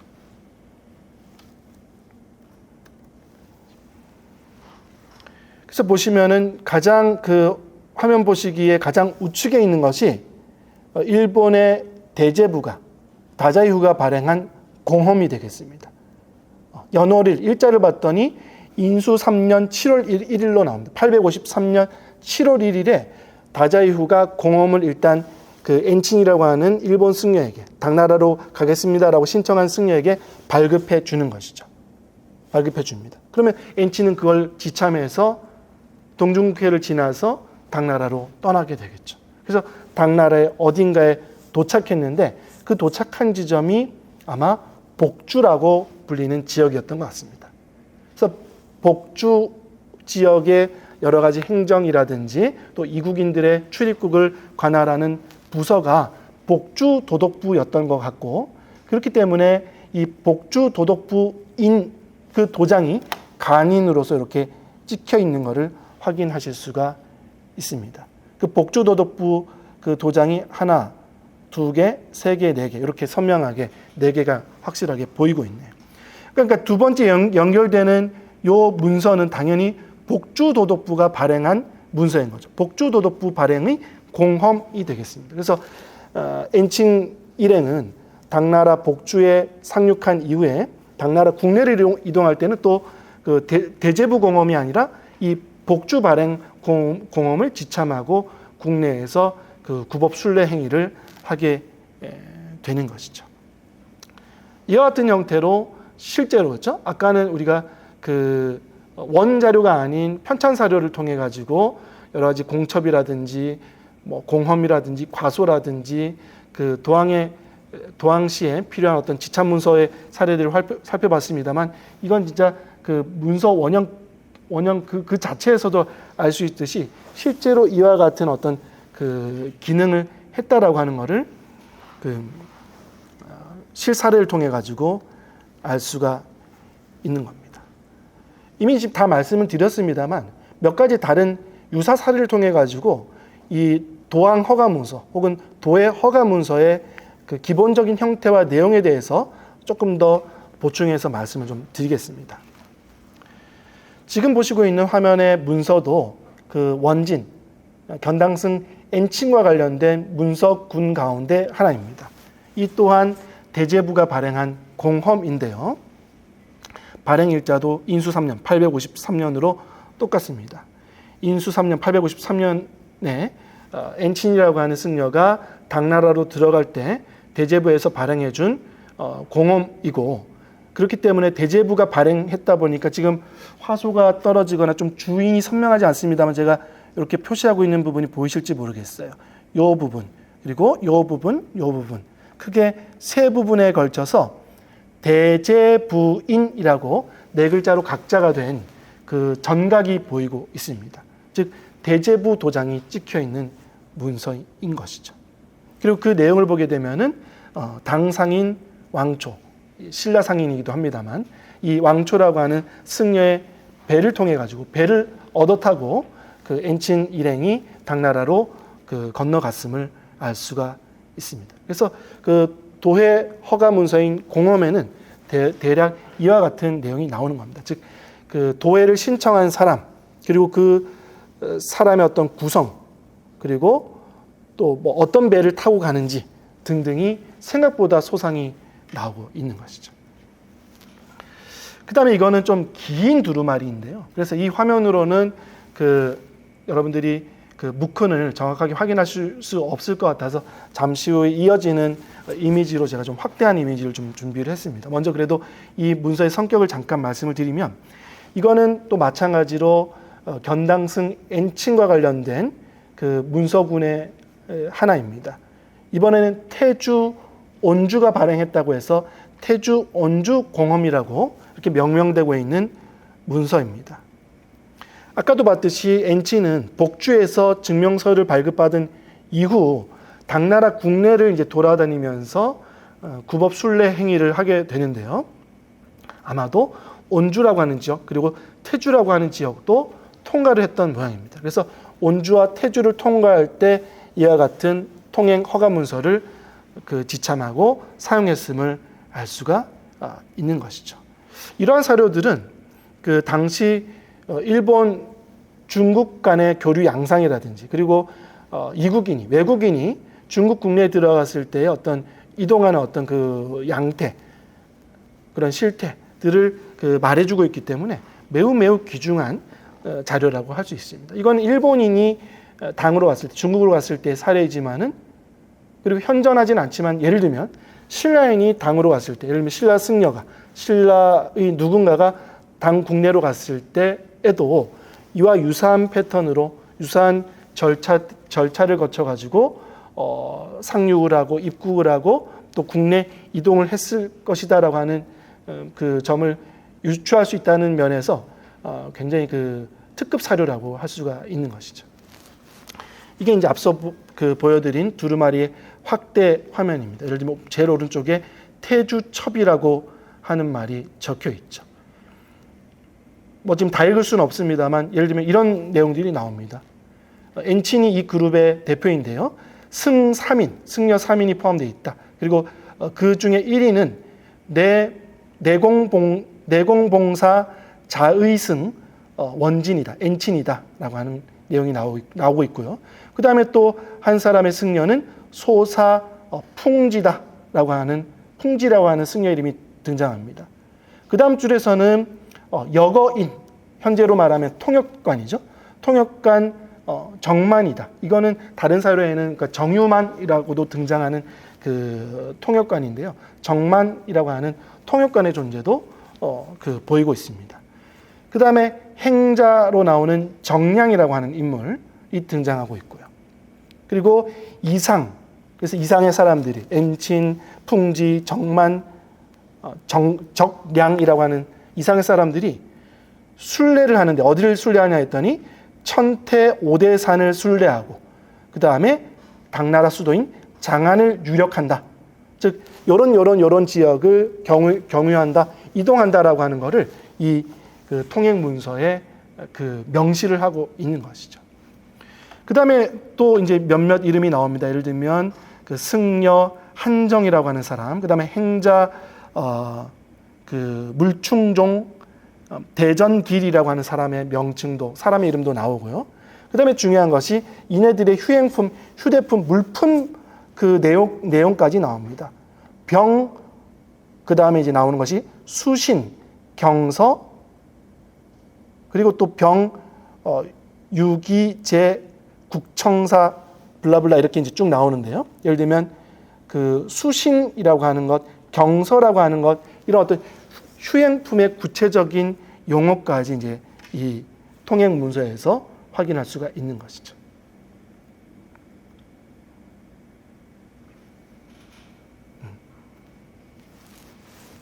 조금 더 이제 좀 명확한 그 활자로 좀 말씀드리면 더 좋을 것 같아서, 예를 들면 이 당시에 사용됐던 도해 허가 문서 혹은 통행 허가 문서는 이와 같은 구성입니다. 예를 들면 그 발행해주는 어떤 부서의 명칭, 예를 들면 태주 가운데 또 임해현이라고 하는 지방 관하에서 발행을 해줬다는 말이죠.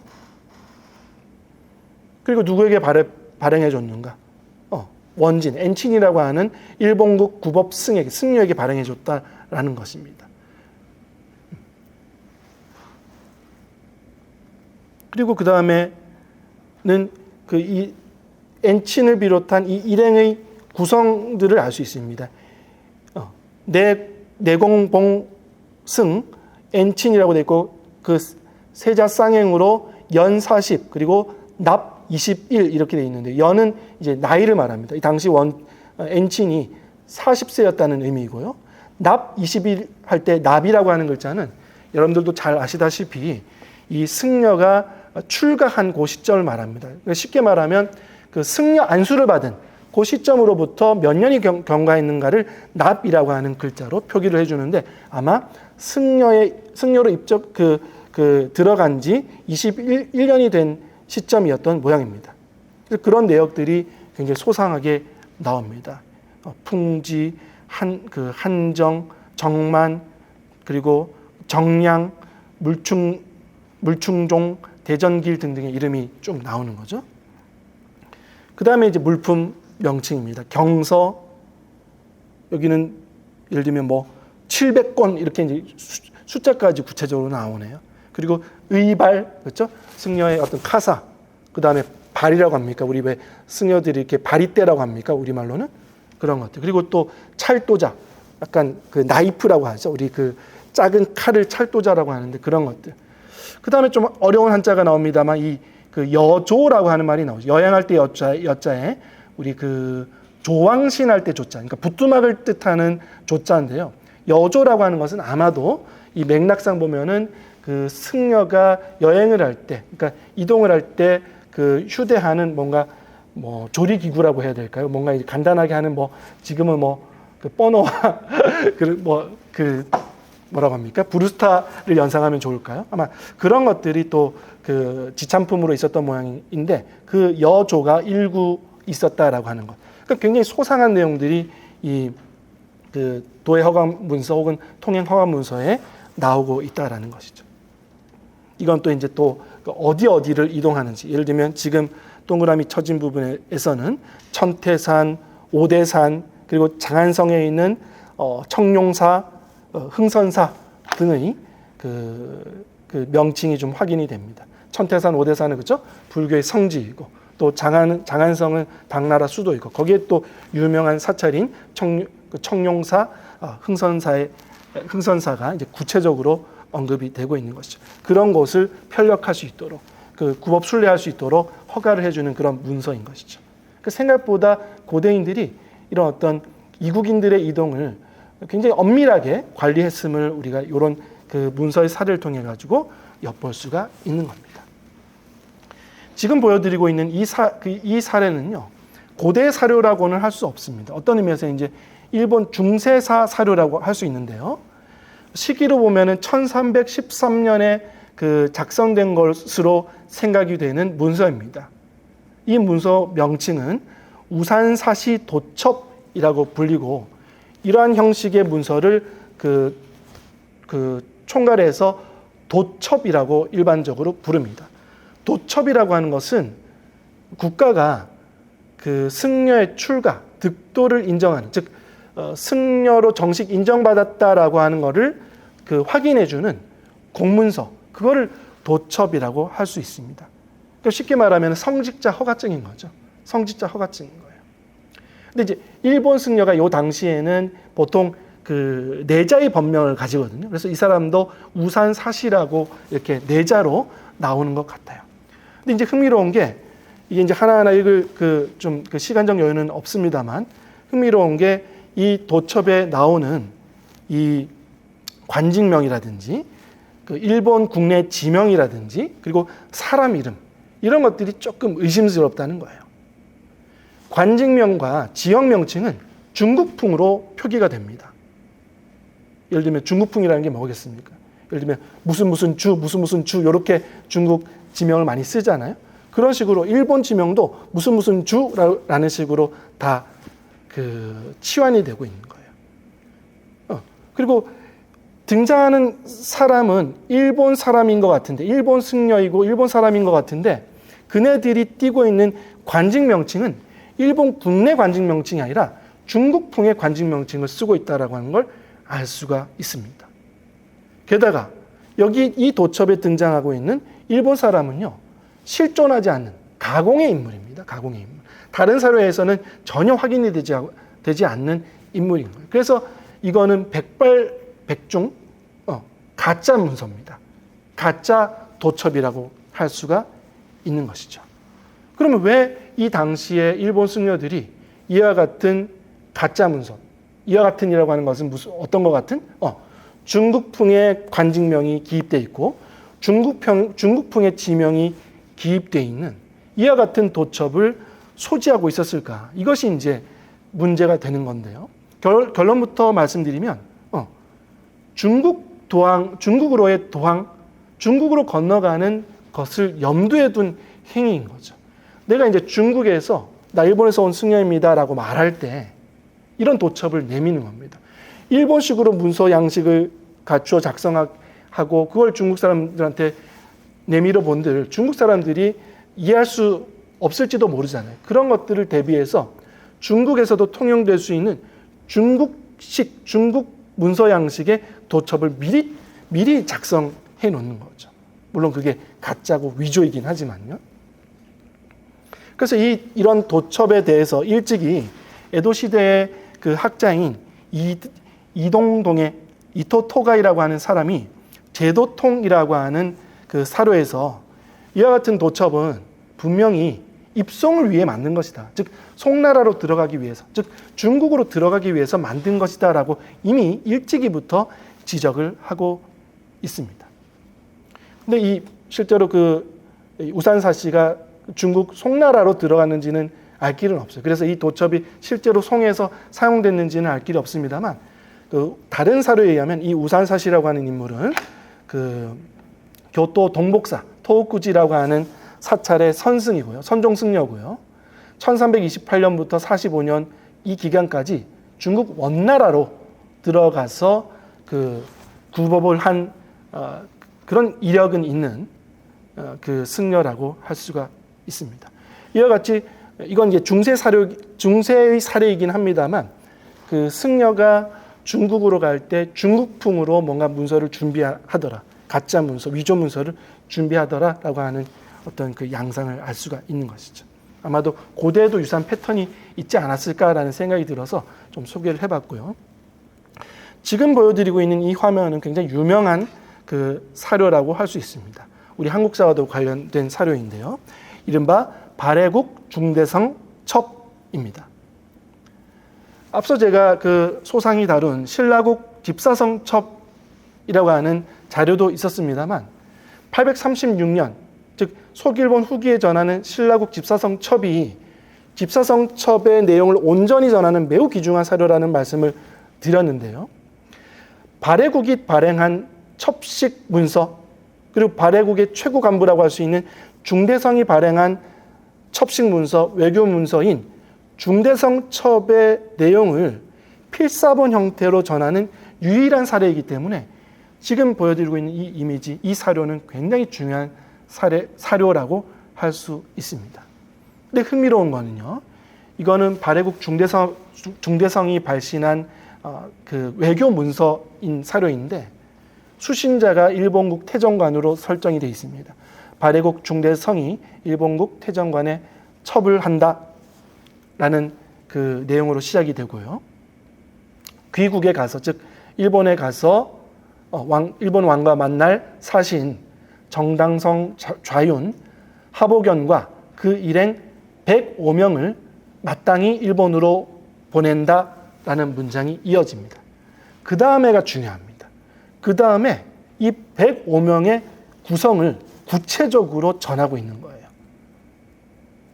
1등 그 사절인 사두, 2등 사절인 또 사사, 그리고 판관, 녹사, 여거, 사생, 천문생, 대수령, 초공, 이 사람들의 인원수뿐만 아니라 직책, 명칭, 사람 이름까지 구체적으로 기재하고 있는 것이죠. 그래서 이 발해국 중대성 첩은 그 발해가 일본과의 어떤 공식 외교에서 사용하는 외교 문서인과 동시에 일본으로 파견되는 발해 사신단의 구성, 즉 직책명, 인명, 그리고 인원수 등을 기록하고 있는 발해 사신단의 승선 인원 리스트라고도 말할 수 있는 것이죠. 일종의 패스포트, 여권인 거죠. 즉 도항증명서적인 성격, 신분증명서적인 기능도 동시에 하고 있음을 알 수가 있습니다. 그래서 굉장히 중요한 사료이기 때문에 한번 소개를 드려봤습니다. 잠깐 한 1분만 끊어볼까요? 네, 지금까지는 800년대라고 하는 시기에 그 해상을 왕래하는 많은 사람들이 있었고 해민이 있었고, 또 그 해민들의 이동을 각국의 어떤 정부들이 혹은 공식 부서들이 나름 엄밀하게, 엄중하게, 강력하게 규제, 통제, 관리하고 있었다라고 하는 것을 확인했습니다. 지참 문서라고 하는 구체적인 사례를 통해서요. 자, 그렇다면 세 번째로는 해역 생업 집단의 은밀한 도항과 문서의 위조에 대해서 살펴볼 텐데 이 세 번째 꼭지의 내용이 바로 앞서 말씀드린 그런 것들과 연결이 되는 거죠. 사람들은 국제 이동을, 해상 이동을 해야 될 필요성이 늘어났습니다. 교역행위든 승려의 경우에는 굽업 순례를 하기 위해서든 혹은 또 다른 이유에서든 많은 사람들이 해역을 오고 갑니다. 그런데 이 사람들이 해역을 오고 갈 때, 다른 나라로 입국할 때, 또 그 자국을 출국할 때 문서 지참이 요구가 되는 그런 시기였다라고 하는 것이죠. 그런데 어떤 사람들은 그 정부와 혹은 지방 관아와 잘 소통이 되고 잘 이야기가 되어서 그런 도해 허가 문서, 도항 허가 문서를 발급받을 수 있지만 오히려 또 적지 않은 사람은 그런 문서 발급을 할 수가 없었을 겁니다. 하지만 먹고는 살아야 되고 생업은 이어나가야 되는 것이죠. 이어나가야 되는 것이죠.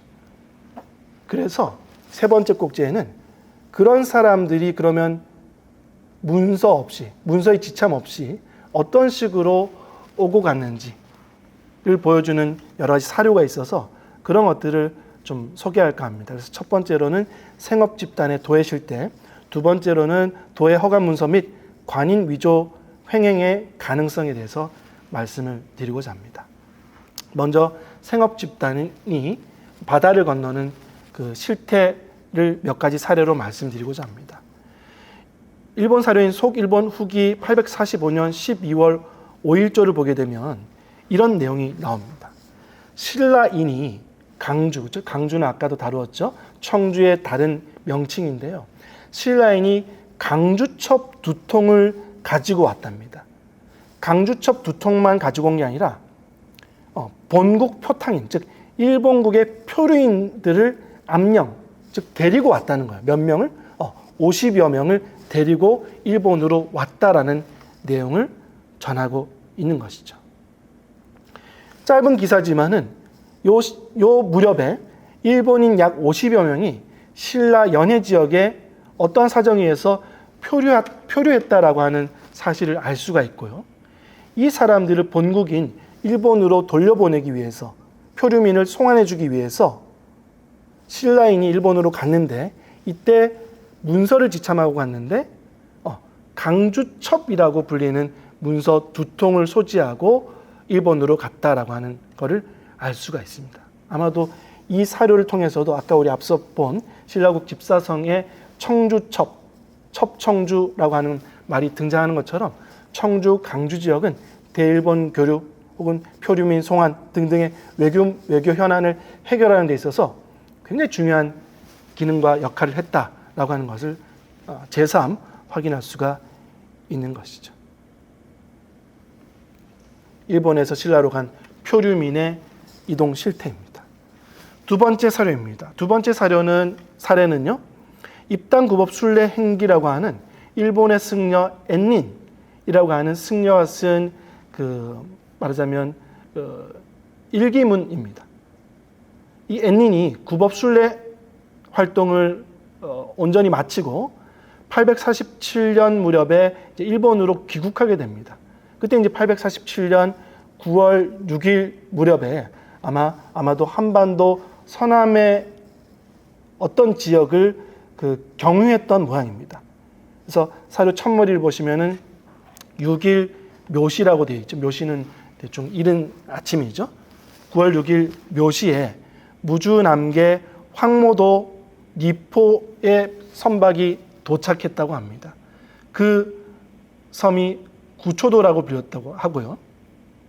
거기서 이제 엔닌이 바라봤더니 산 위에 4-5명의 사람이 있었대요. 그래서 그 사람들을 잡으려고 사람을 보냈으나 어디로 숨었는지 그 사람들을 만나지 못했대요. 그리고 그 구초도라고 불리는 섬은 아마도 신라국 제3 재상인, 아마 넘버 3인 정치인이었던 모양입니다. 그 사람이 말을 방목하는 그런 섬이었던 모양이에요. 그리고 이제 고이도를 따라서 이제 이동을 쭉 했다는 얘기가 나오고요. 동남쪽을 바라봤더니 탐나도, 지금 현재 제주도가 보였다는 얘기가 나옵니다. 그리고 앞서 언급한 이 구초도는 신라 육지에서 그 좋은 바람을 만났을 때 하루 만에 도착할 수 있는 그런 섬이었다라고 합니다. 여기서 이제 누군가를 만났던 것 같은데요.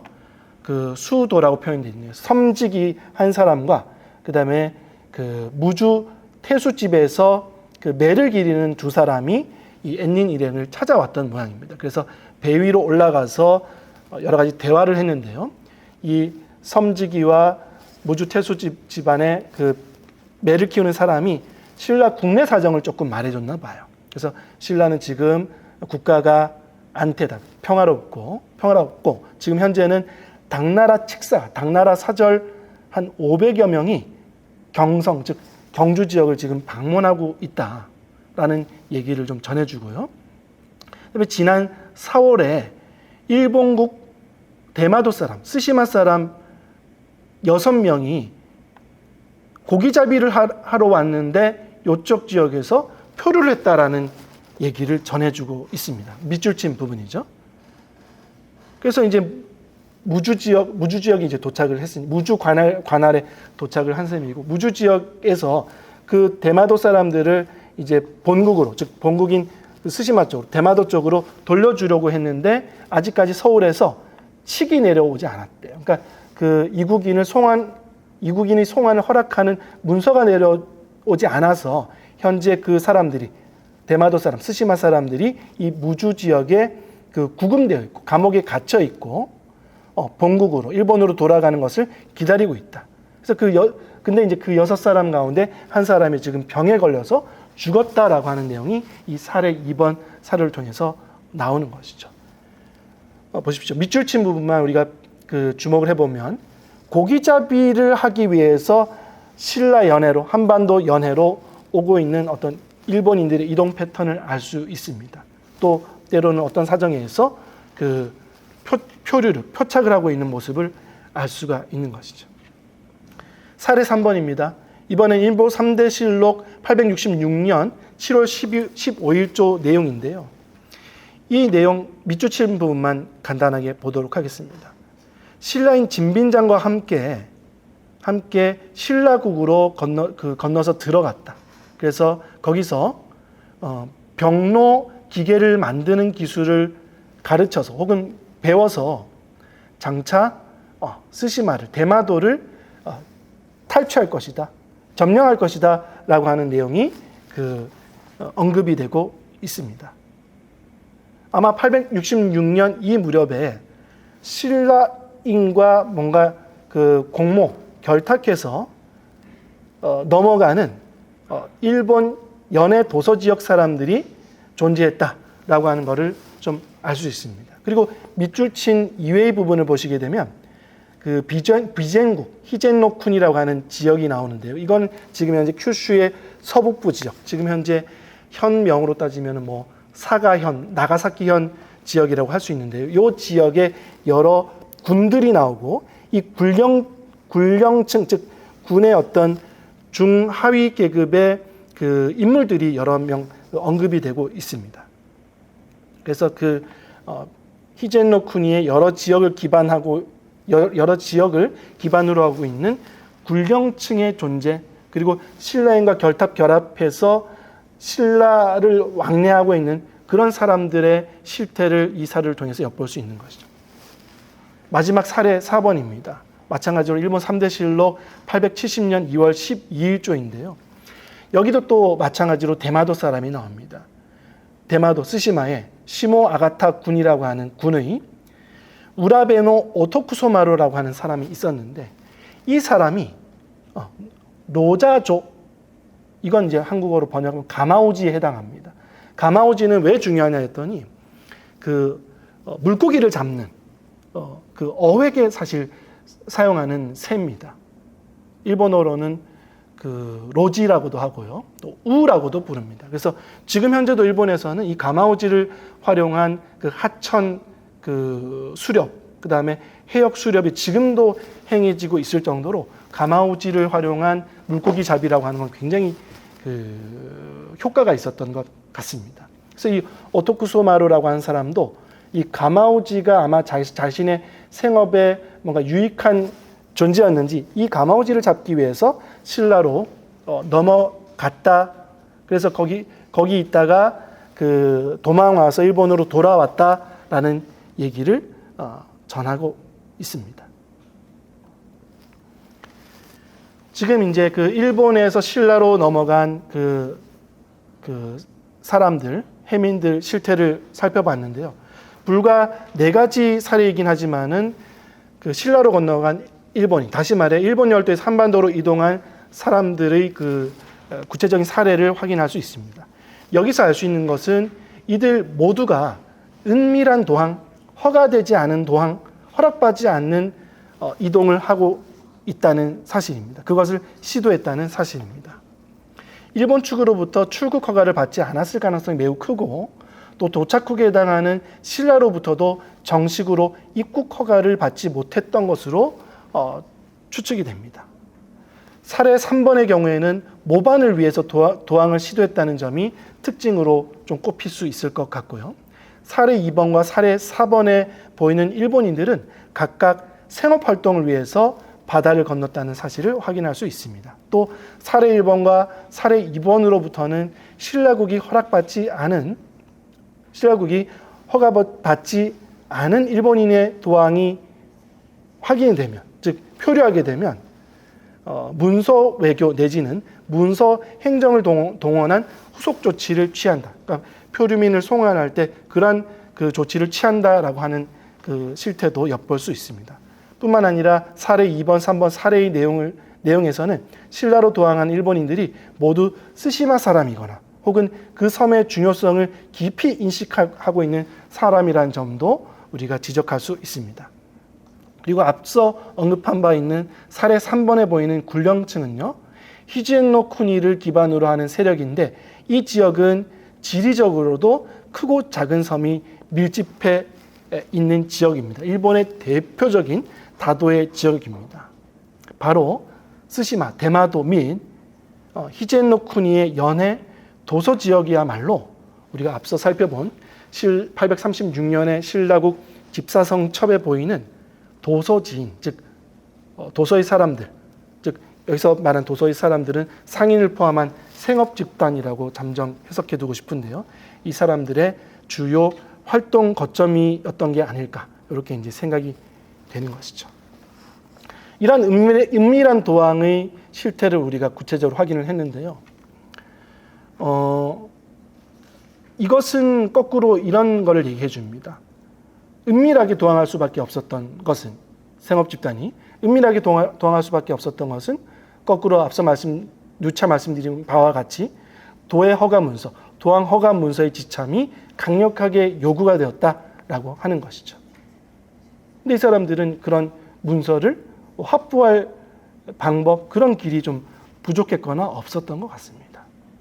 그래서 신라국 집사성 첩에 전하고 있는 것처럼 바로 이런 은밀한 도항을 시도했던 생업 집단들은 혹은 그 중에 일부는 바로 관인을 위조하고 그 위조한 관인을 사용해서 공식 문서, 가짜 공식 문서를 만들어 냈던 게 아닐까 생각이 되는 겁니다.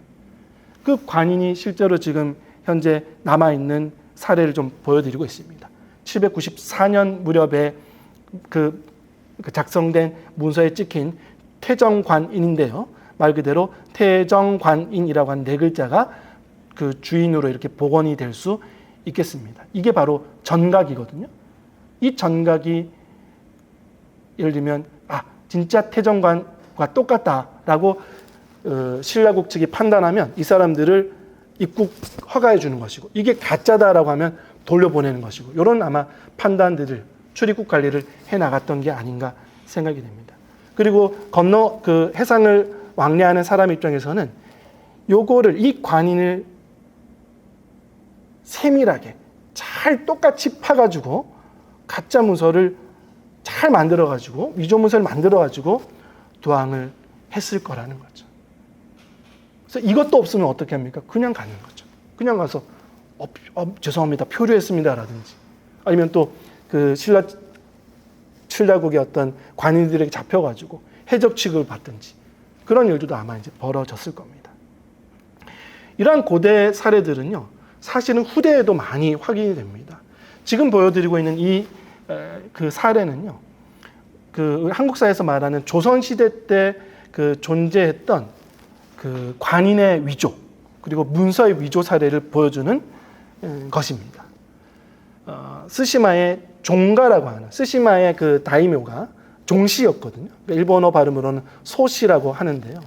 그 소시 집안을 종가, 소케라고 말합니다. 그래서 스시마의 다이묘인 종시들이 굉장히 많은 문서군을 남기게 됩니다. 그래서 그 문서군이 종가 문서라고 명명이 되고, 일본어로는 소케몬조라고 명명이 되고, 그 중에 많은 분량이 우리 지금 한국 과천시에 있는 국사편찬위원회 그 도서관에 이제 소장이 되어 있습니다. 물론 스시마에도 일본 측에도 다수 소장이 되어 있습니다만요.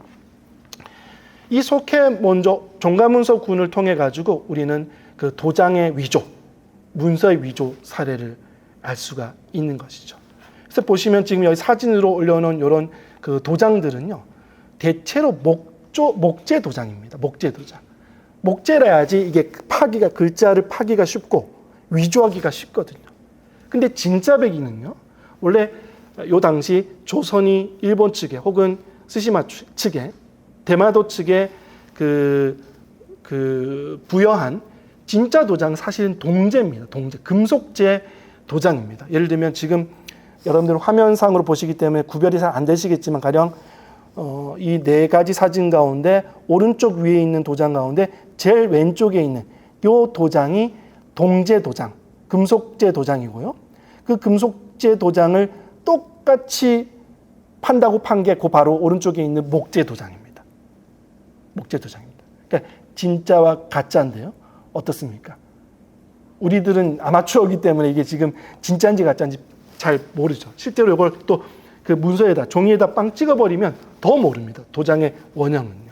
그런 식으로 도애하는 사람들이 그 도장을, 관인을 위조했을 거라는 거죠. 실제로 15세기, 16세기 조선시대에 조선을 방문한 대마도 사람, 스시마 사람, 일본 사람들은 실제로 이와 같은 위조 도장을 만들어서, 위조 문서를 만들어서 조선과의 교역을 이끌어 나갑니다.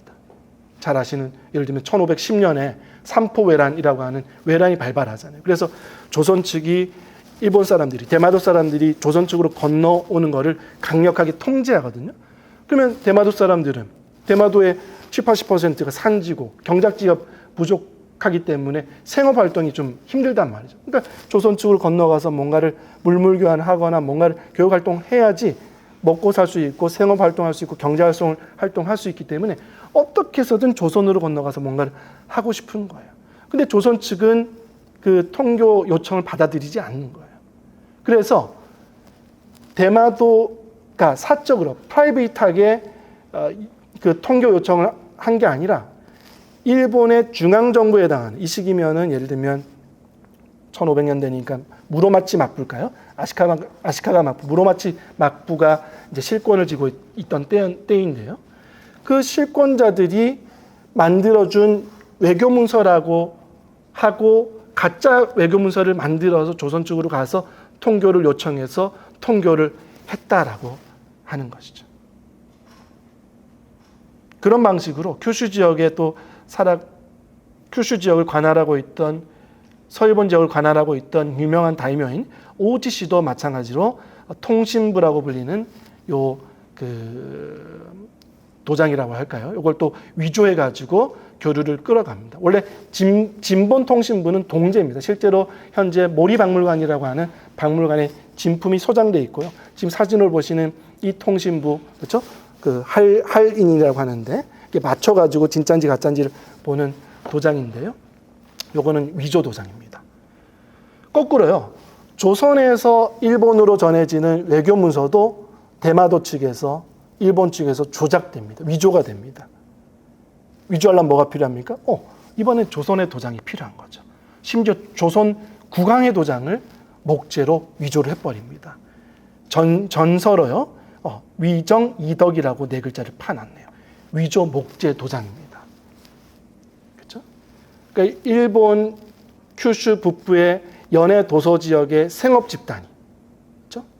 대한반도 교류를 통해 가지고 생업을 이끌고 나가고 싶은데 그게 뜻대로 되지 않을 경우, 바다를 건너는 것이 뜻대로 되지 않을 경우 바로 이와 같은 관인을 위조하고 공첩을 위조하는 일들이 벌어진다라는 거죠. 그것이 후대 자료에는 이와 같이 자세하게 남아있지만 또 후대에 비해서는 조금 덜 상세하게 남아있지만 고대에서도 자행되고 있던 이루어졌던 그런 관인 위조, 공첩 위조가 아닌가라는 생각이 드는 겁니다. 그래서 지금 신라국 집사성 첩에 보이는 어떤 해민의 실태를 통해 가지고 구체적으로는 어떤 도항 허가문서, 도의 허가문서 발급이라든지 그 내용이라든지 형태라든지 그런 구체적인 사례를 확인했는데요. 또 이 얘기만 들으면 여러분들이 이렇게 생각하실 겁니다. 고대에도 사람들의 어떤 국제 이동, 해상 왕래를 강력하게 통제했구나. 그래서 사람들이 이렇게 이동하는 것이 굉장히 불편했고 원활하지 못했겠구나라고 생각하기 쉽습니다. 하지만 어떻습니까? 이러한 강력한 통제, 강력한 규제의 컨트롤이라고 하는 것은 그 이면에 활발한 왕래, 활발한 교류를 전제하고 있다는 겁니다. 쉽게 말하면요, 우리가 이른바 주차 위반 딱지를 많이 뗀다는 것은 뭐를 의미합니까? 주차를 위반하는 차량이 많다는 걸 의미하는 것과 똑같은 겁니다. 공첩을 지참하지 않은 도의 허가 문서를 지참하지 않는 사람들을 계속 문제시하고 그것을 단속하는 사료들이 빈출하고 계속 나온다라고 하는 것은 뒤집어 얘기하면 그걸 지참하지 않고 문서 없이 해상을 왕래한 사람들이 많았음을 의미하는 것이죠. 따라서 우리는 이번 시간에 강의를 통해 가지고 신라국 집사성 첩에 보이는 해민의 실태 혹은 도의 허가 문서의 어떤 양태들을 통해 가지고 교류의 없음이 아니라 교류의 활발함을 거꾸로 확인할 수 있다라고 하는 겁니다. 그게 바로 800년대 9세기에 이 동아시아 해역에서 펼쳐진 교류의 양상이 가지고 있는 굉장히 중요한 특징이라고 할 수 있겠습니다. 긴 시간 동안 들어주셔서 감사합니다.